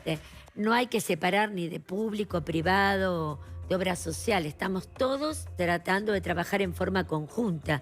Cuando uno habla de medicación o de camas de terapia o de camas de internación o qué se van a hacer con los casos leves, es una política mancomunada, donde ciudad, nación y provincia, que es el AMBA, donde está el 70% de los casos, tienen que trabajar en forma conjunta. A nosotros nos pasa en el hospital. Habitualmente tenemos el 60% de los casos de conurbano internados. Y no lo podemos pensar como una cosa aislada, hay que trabajar en conjunto. Sin duda. Bueno, nos vamos a Italia. A ver, vemos cómo está la Fontana de Trevi. Sí, por supuesto, es la madrugada en Italia, pero miren ustedes, ¿no? Acá hay gente todo el tiempo, invierno, verano, más. Y hay invierno, verano y demás en la Fontana de Trevi hay gente todo el tiempo, no hay nadie. Esto es lo que está viendo el mundo, ¿eh? Impactante. Impactante. Nos vamos a Milán, ahí está Virginia Priano. Hola Virginia, ¿cómo estás? Bella madrugada para vos. Buenas noches, sí, madrugada aquí, ya 3 de la mañana en Milán.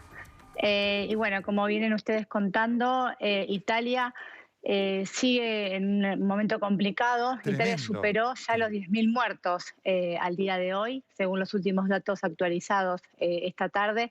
Hoy son 10.023 los muertos en Italia desde que empezó la epidemia, y en las últimas 24 horas se registraron 889 nuevos muertos. Recordemos que en el día de ayer, el día viernes, Italia tuvo un récord de muertos, de casi 1.000 muertos en 24 horas. Este número bajó hoy, pero todavía siguen siendo números muy altos.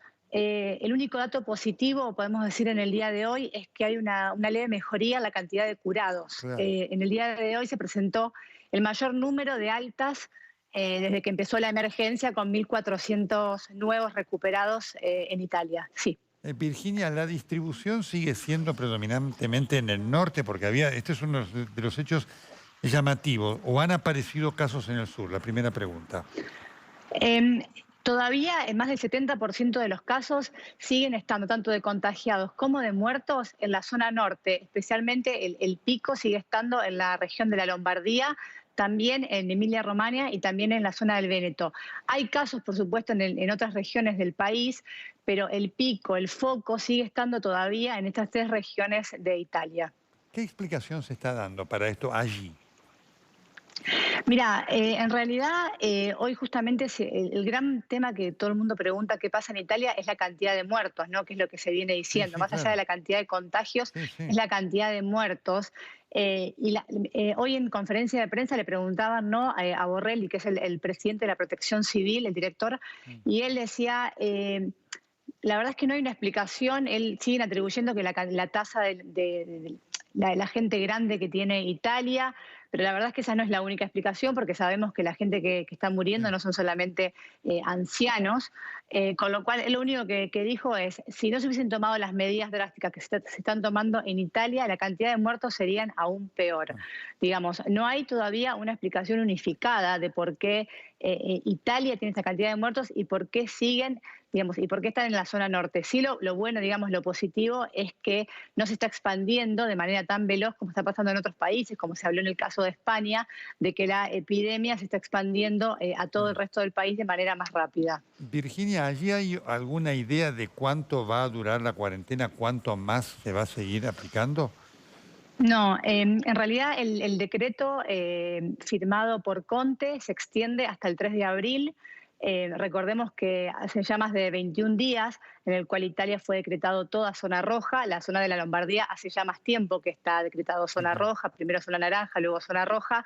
Lo que sí se sabe es que obviamente que se va a extender, ¿sí?, porque el 3 de abril está muy cerca y digamos, los resultados todavía no son positivos, pero no han dicho hasta cuándo. Sí hubo un comentario esta semana que se leyó en varios medios del 31 de julio. En realidad el 31 de julio es hasta donde llega el decreto de emergencia que Conte firmó el 31 de enero. Quiere decir que la emergencia sigue hasta el 31 de julio, pero no quiere decir que estas medidas de cuarentena y de aislamiento total. Desde el gobierno dijeron, lo vamos a ir viendo de acuerdo a cómo vienen los resultados. Pero bueno, hoy en conferencia de prensa, hoy hace un par de horas, habló Conte en conferencia de prensa, pero no se dijo hasta cuándo se extendería esta cuarentena. Doctora, ¿alguna inquietud que quiera compartir con Virginia Priano desde Milán? No, la verdad que coincido totalmente que cuesta encontrar una explicación a la cantidad de muertos. Probablemente los primeros casos se perdió la cadena de transmisión y eso permitió que un virus tan transmisible que por cada caso contagia a 2 o 3, evidentemente la exposición y la subida es logarítmica. Y quizás otro tema también es que se tomaron medidas más drásticas cuando ya estaba muy alto el número de casos. Quizás eso también es otro tema. Creo que es como un grupo de cosas que han venido pasando, ¿no es cierto? No es unicausal. Creo que probablemente es un montón de causas que habría que después analizarlas con más cuidado, ¿no es cierto? Para poder entender la situación, pero la verdad que es impactante y estamos todos también mirando con mucha atención la realidad de España e Italia, que contrasta con otros países, por ejemplo, como Alemania. Sí, Virginia. No, yo, lo que quería sumar de lo que estaba explicando es que otro dato que también hizo bastante ruido esta semana fue que de lo que se habló mucho fue además de los contagiados silenciosos, que justamente lo que explicaban es que además de esto, que por cada contagiado oficial hay un cálculo de entre 9 y 10 potenciales, con lo cual esto empeora, ¿no? La situación y las condiciones, porque cuando tanto se habla de Italia y qué pasa con el sistema de salud, justamente pasa esto, que es un sistema que está, por supuesto, colapsado y que con este número de contagiados diarios, porque estamos hablando de que cada día son arriba de 3.500 nuevos contagiados, si bien el número de recuperados hoy subió, pero recién subió hoy fue el número más alto. Con lo cual, también lo que estaba aportando la doctora, de que en Italia las medidas se tomaron de manera tardía porque no fue de manera total a todo el país. Es decir, empezó en la zona norte, pero tardó en llegar a todo el país. Entonces, esta es una de las tantas críticas, ¿no?, que también se hace al gobierno. Claro, esto es un tema clave, ¿no es cierto? Una de las yo diría, de las consecuencias que va a dejar esto como discusión para el después, ¿no es cierto? Lo más importante es tomar las medidas en forma oportuna y bueno, eso cuesta tomarlas por el impacto que tiene desde lo social, económico, en la población, pero realmente es el momento y la oportunidad de tomarlas lo que puede marcar la diferencia, ¿no? Ahora, Virginia, ¿cómo es la vida ahí del día a día ya con esta cuarentena tan extendida en cuanto a la gente? ¿Cobra su salario, no lo cobra? ¿Cómo se maneja? Mire, bueno, la vida es, uno ya llega a un tiempo que pierde un poco la noción del tiempo, valga la redundancia, ¿no? Aquí en Milán llevamos mucho más tiempo. Yo contaba que Italia tiene 21 días, pero en Milán ya llevamos casi 31 días de esta cuarentena, que por supuesto no fue total desde un principio, es cierto, fue paulatina, al principio fue más restringida algunas actividades y hace ya 21 días en que es total casi la restricción, salvo para supermercados, farmacias, porque recordemos que el sábado pasado se volvieron a restringir más aún las medidas, se cerraron los parques, las plazas, aumentaron las multas, pero aún así, por lo que uno lee en los medios y las autoridades dicen, sigue habiendo gente que no cumple esta cuarentena, gente que circula con este permiso que uno tiene que llenar para circular, pero de manera mentirosa, digamos, falsamente. Con lo cual, bueno, se lleva el tiempo. Y en relación al tema económico, al tema de las medidas, justo en la noche de hoy, el gobierno de Conte anunció que lo que van a hacer, van a adelantar 4.300 millones de euros a 8.000 comunas de Italia. Era una medida que estaba prevista, pero la van a adelantar antes de mayo, y van a entregar un extra de 4.000 millones de euros justamente para que estas 8.000 comunas de Italia puedan dar a la gente vouchers de alimentos y medicamentos para paliar un poco esta situación. El resto, lo que son medidas del gobierno, todavía el gobierno no ha hecho grandes anuncios de ayuda o salvataje. Se han tomado medidas, pero no todavía grandes. De hecho, el gran problema, la gran preocupación que obviamente que tiene la gente aquí es qué va a pasar luego, porque es un país que está completamente parado ya hace muchísima cantidad de tiempo, no se sabe hasta cuándo, y recordemos que Italia es una economía que ya estaba, ¿no?, en recesión. Claro. Virginia Apriano desde Milán, muchísimas gracias, cuídate. No, a ustedes, buenas noches. Perfecto, nos vamos a Madrid, vamos a España, ahí vamos a estar viendo la Puerta del Sol. Nadie. A ver, y está. Hay un camión que aparentemente está, si fumiga o limpia, ¿sí? O está limpiando, ¿no? Pero ahí está, ustedes ven. También, habitualmente, ahí es ya la madrugada del domingo, pero a esta hora, la madrugada del domingo, en la Puerta del Sol está lleno de gente. ¿Sí? Ya ha comenzado la primavera, así que ya estamos en la primavera en el hemisferio norte. No hay nadie. Ustedes ven, ¿no? Esto da idea del impacto que esto está produciendo en el mundo, en todo el mundo. Sí, es un camión de la limpieza ese, de los que limpian la calle ahí, que son muy comunes en España. Ya vamos a estar con Cecilia en un minutito más, tratando de también queriendo escuchar cómo es este día a día. España también está teniendo cifras tremendas, tremendas. ¿La tengo ya, Cecilia? Perfecto, a ver si la tenemos en un minuto. Estamos compartiendo con la doctora Gentile. Cecilia, ¿me estás escuchando? Sí, te escucho. Bueno, contanos, España también está con cifras fatales. Bueno, sí, España rompió otro récord diario de fallecidos, siguen aumentando el número de muertos, también los contagios, que son ya más de 72.000.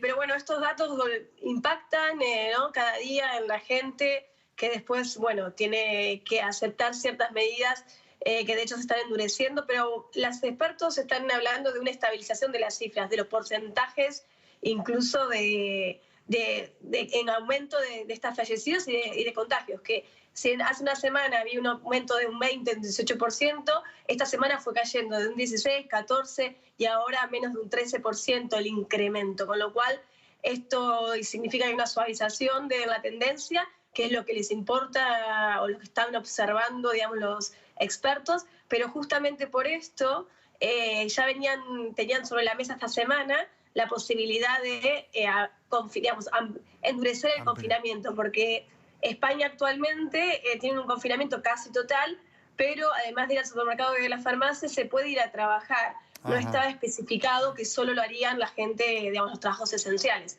A partir del lunes y hasta el día 9 de abril, durante 10 días va a estar exclusivamente, solo podría trabajar los trabajos esenciales, que serían, bueno, los que en seguridad, salud y la industria relacionada incluso con la producción vinculada con esta crisis.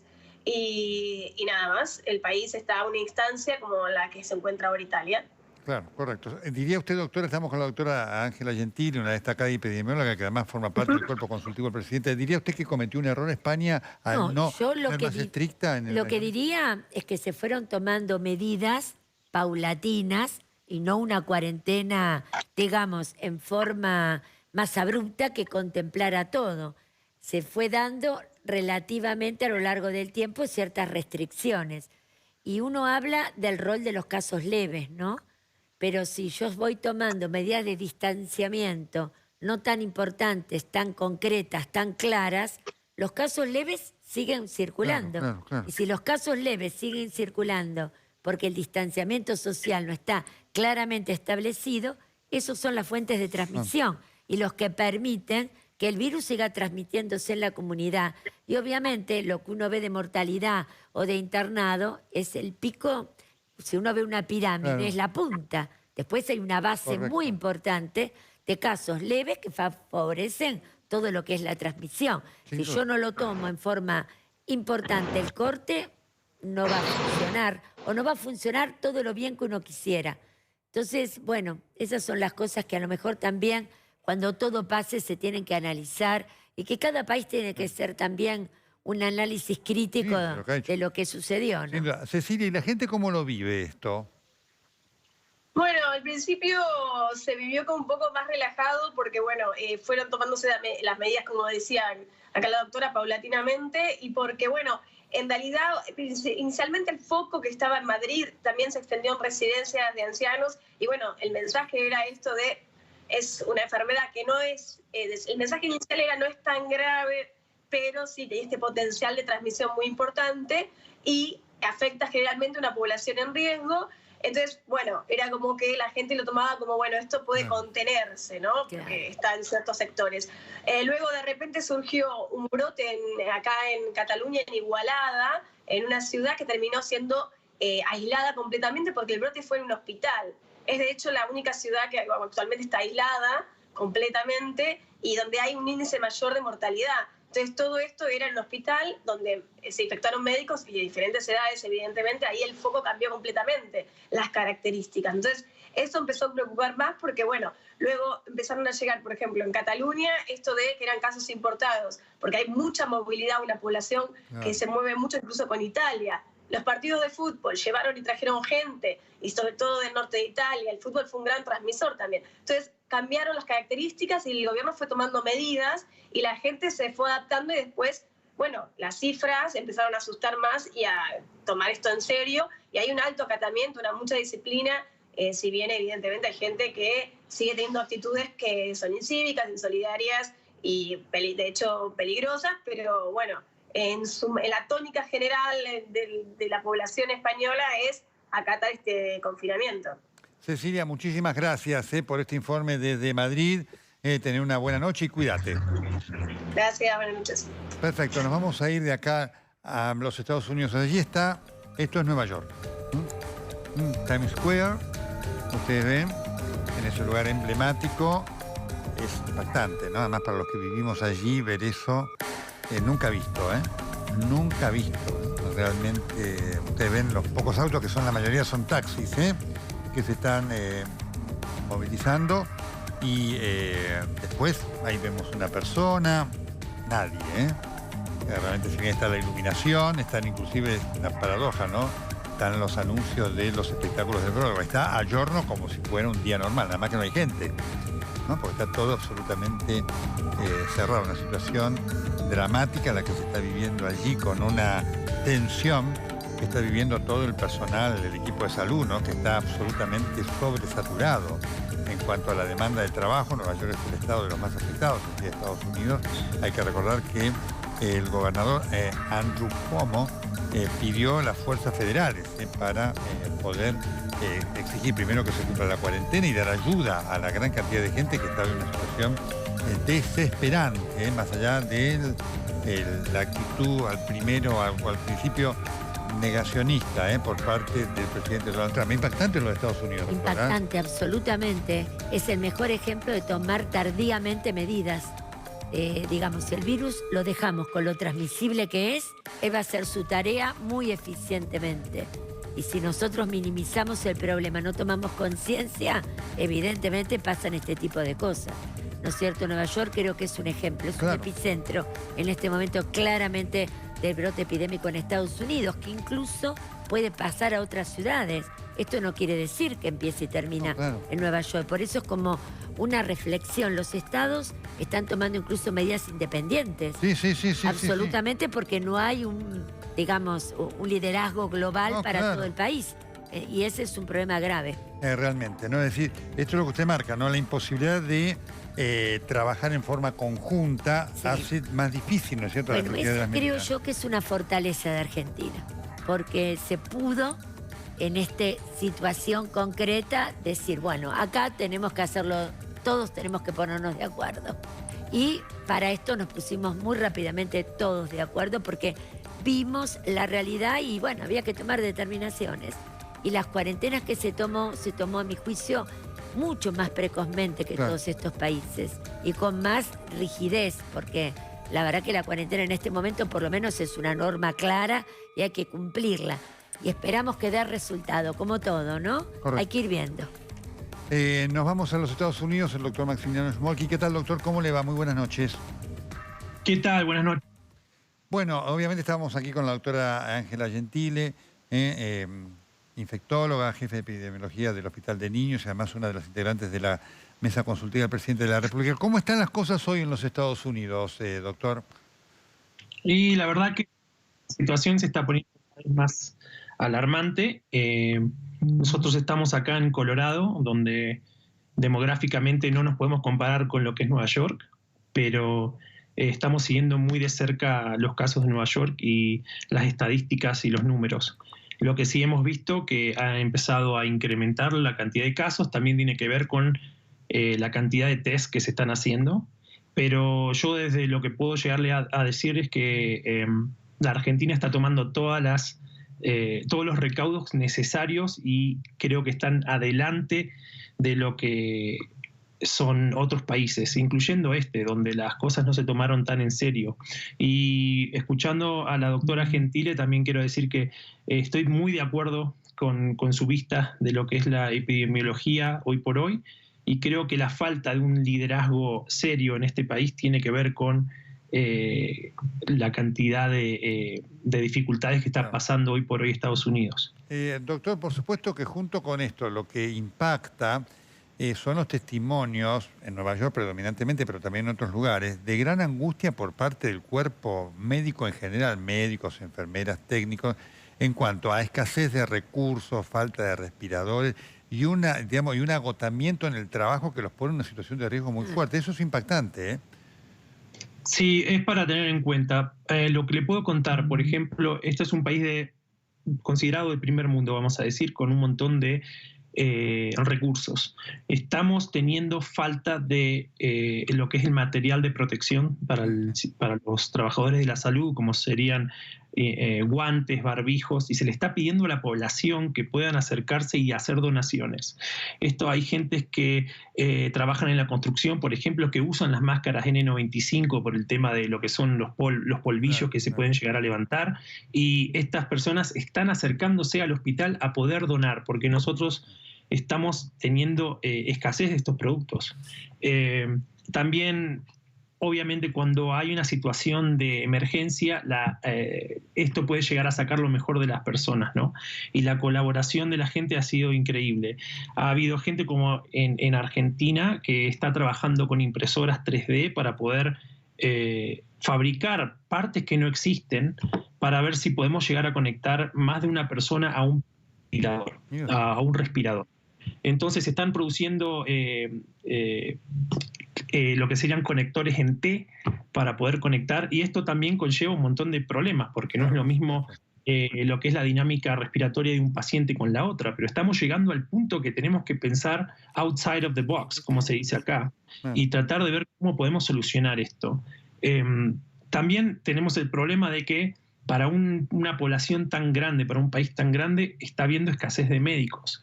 Hay que tener en cuenta que, por ejemplo, en mi hospital yo estoy a cargo de la terapia intensiva y también médico de planta con otros 2 médicos, y si uno de nosotros se enferma, ya tenemos un médico que trabaja menos. Otro médico lo tiene que suplantar, y esto hace que los turnos sean cada vez más largos, el estrés sea mayor, y bueno, y siempre hay probabilidades de cometer errores. Increíble escuchar esto, doctora Gentile, ¿no es cierto? Es increíble, sí, pero eso también muestra la importancia de cuidar el recurso humano, de cuidar el equipo de salud, que es muy importante porque en la primera línea, médicos, enfermeras, terapistas, todo lo que es el equipo de salud, digamos, no se reemplaza fácilmente los equipos. Entonces, primero cuidarlos, y que tenemos que cuidarnos realmente en la tarea de cada día. Segundo, que cuando uno no toma las medidas adecuadas, por más que haya mucha digamos, riqueza, potencialidad económica, estos recursos tienen un límite. Si yo tengo 100.000 pacientes que se van a dar, o 10.000, en 3 meses, no es lo mismo que tener los 10.000 o los 100.000 en 15 días o en un mes. Esto hace que sea imposible, incluso a los países más desarrollados, poder dar respuesta a una avalancha tan importante. Y ahí falla los recursos materiales que se están usando, y lo que es más grave, el recurso humano, que es lo que hay que cuidar, porque no tenemos muchas líneas de reemplazo. Los equipos, manejar una terapia, manejar un paciente en las unidades de clínica, nosotros lo vemos en pediatría, quizás no en este momento porque no es el grupo más afectado, pero lo vemos siempre, son recursos muy especializados, y eso hay que cuidarlo, ¿no es cierto? Doctor, ¿y el personal del equipo de salud está trabajando con miedo? En realidad no es miedo, estamos preocupados, sí, y nos tenemos que tratar de cuidar unos a otros. También tenemos mucho apoyo psicológico, lo que son psiquiatras y psicólogos que están trabajando con los equipos médicos para mantener la sanidad mental de nosotros que estamos trabajando tan duro. También están muchos de estos profesionales de la salud están conectándose con comunidades para también mantener la calma dentro de lo que es la población, ya que no necesitamos gente que entre en pánico y inunde las guardias, por ejemplo. Un dato muy curioso. Perfecto. Muy bien, doctor, le agradecemos muchísimo este contacto con nosotros, y por supuesto vamos a seguir haciéndolo en esta necesidad que tenemos de escucharnos a todos, a propósito de lo que representa esta pandemia como desafío. Doctor, muchísimas gracias. Sí. Perfecto. Creo que la tenemos ya a Nuria, que está por las calles de Buenos Aires, a Nuria González Rouco. Nuria, ¿cómo estás? Bella noche. Hola, Nelson, buenas noches. Sí, estamos en uno de los controles en General Paz, y Cabildo. Les voy a pedir por favor si me pueden sacar la vuelta, así es más fácil para poder conversar con Nelson.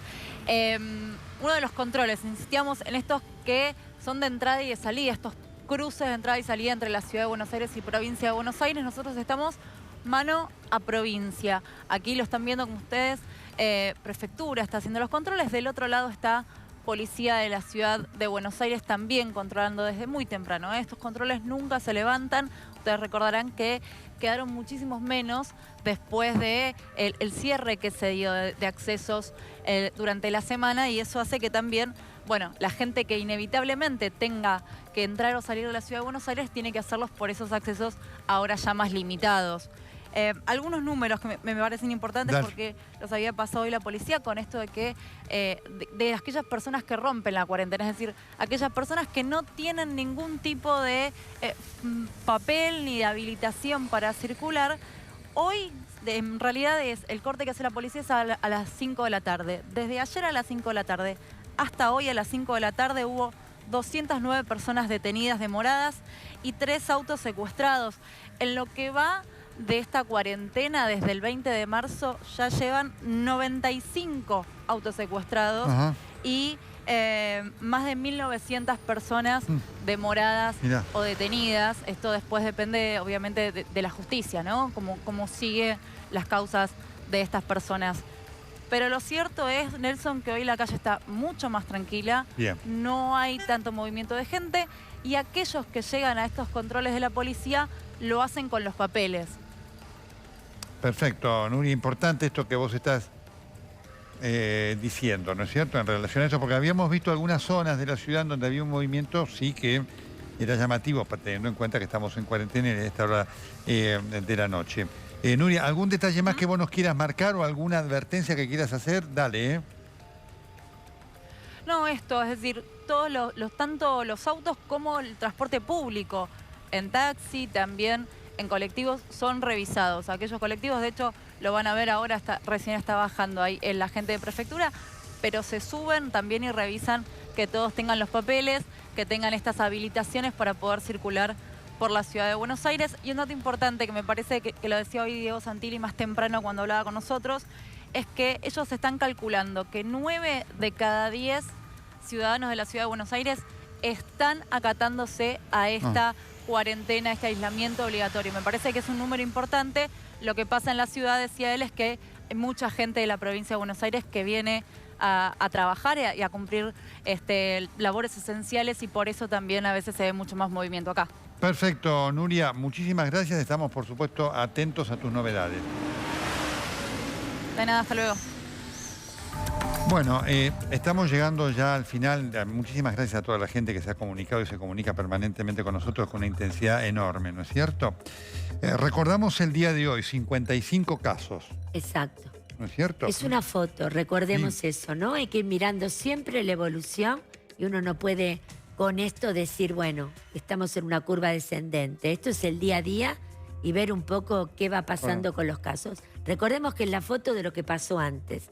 Ahora aumentan testeos, hay que seguir la evolución, pero las medidas creo que fueron correctas y oportunas. Con 2 fallecimientos, por supuesto también son cifras menores, prácticamente todo es la mitad del día de ayer, pero es importante esto que dice la doctora, hay que tomar esto como una foto dentro de una dinámica que todavía está corriendo. Todavía está corriendo, estamos atentos todos, mirando y buscando indicadores, como dijimos antes, que nos digan, a ver, amesetamos la curva, sí, ¿no? ¿Qué datos objetivos tenemos? Es dinámico, la vamos siguiendo y eso es muy importante, ¿no? Para la futura toma de decisiones. Correcto. El otro tema es, bueno, la doctora forma parte del panel de asesores del presidente de la República, así que a lo mejor mañana está reunida con él a las 10 de la mañana. Digamos, técnicamente lo que está es que la cuarentena va a tener que ser extendida. Sí, es un tema a discutir, pero seguro hay que seguirla, pero habrá que discutir tanto la duración como la salida, y esto es un tema que evidentemente está en agenda y va a haber que discutir. Este es un punto muy importante, ¿no es cierto? Es decir, para dárselo a la gente, para darle la importancia de lo que es cumplir, porque se va a salir, porque mucha gente hoy dice, bueno, absolutamente, vamos a vivir, de esto no va a durar 10 meses, ¿no es cierto? No, por supuesto, claro que no. esto es un tema que va a haber una meseta, esperemos que sea así, y lentamente va a bajar el número de casos y a lo mejor en 2 o 3 meses ya estamos perfectamente pudiendo tener otra realidad epidemiológica. Es un día a día, pero bueno, es un virus nuevo, no hay anticuerpos, no hay protección previa, no lo conocemos, el sistema inmune lo está conociendo y quizás a futuro va a ser un virus respiratorio más. Pero por el momento nos crea toda esta terrible situación inédita en el mundo, ¿no? Que yo creo que va a conllevar profundos cambios, ¿no? Porque cambios de todo sentido. Desde el tejido social, que ha mostrado la posibilidad de poder trabajar en forma conjunta, la solidaridad, enseñarles también que los grandes problemas hay que estar juntos para poder resolverlos.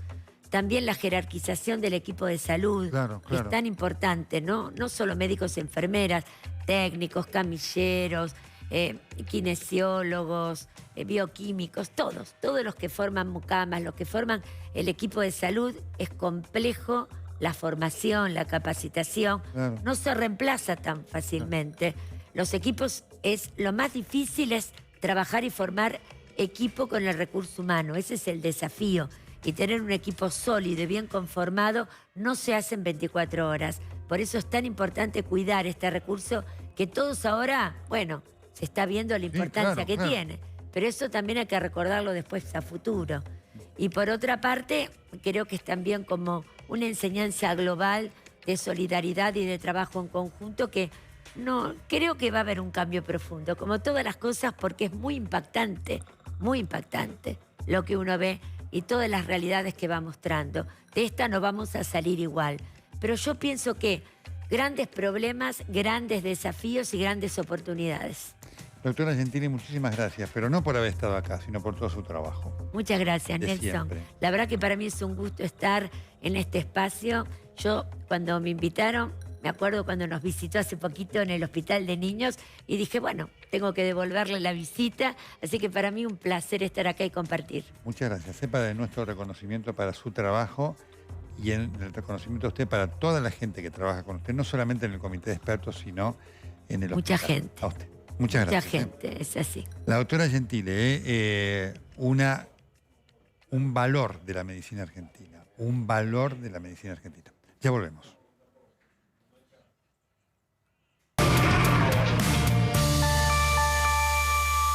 Conocemos. Muy bien, acá terminamos. Decía Kant, la incertidumbre pone a prueba la inteligencia de las personas. Si somos inteligentes, nos vamos a dar cuenta que debemos cumplir con la cuarentena. Para salir de esto, porque de esto vamos a salir, lo antes y lo mejor posible. Hasta el próximo sábado. Sigan en TV.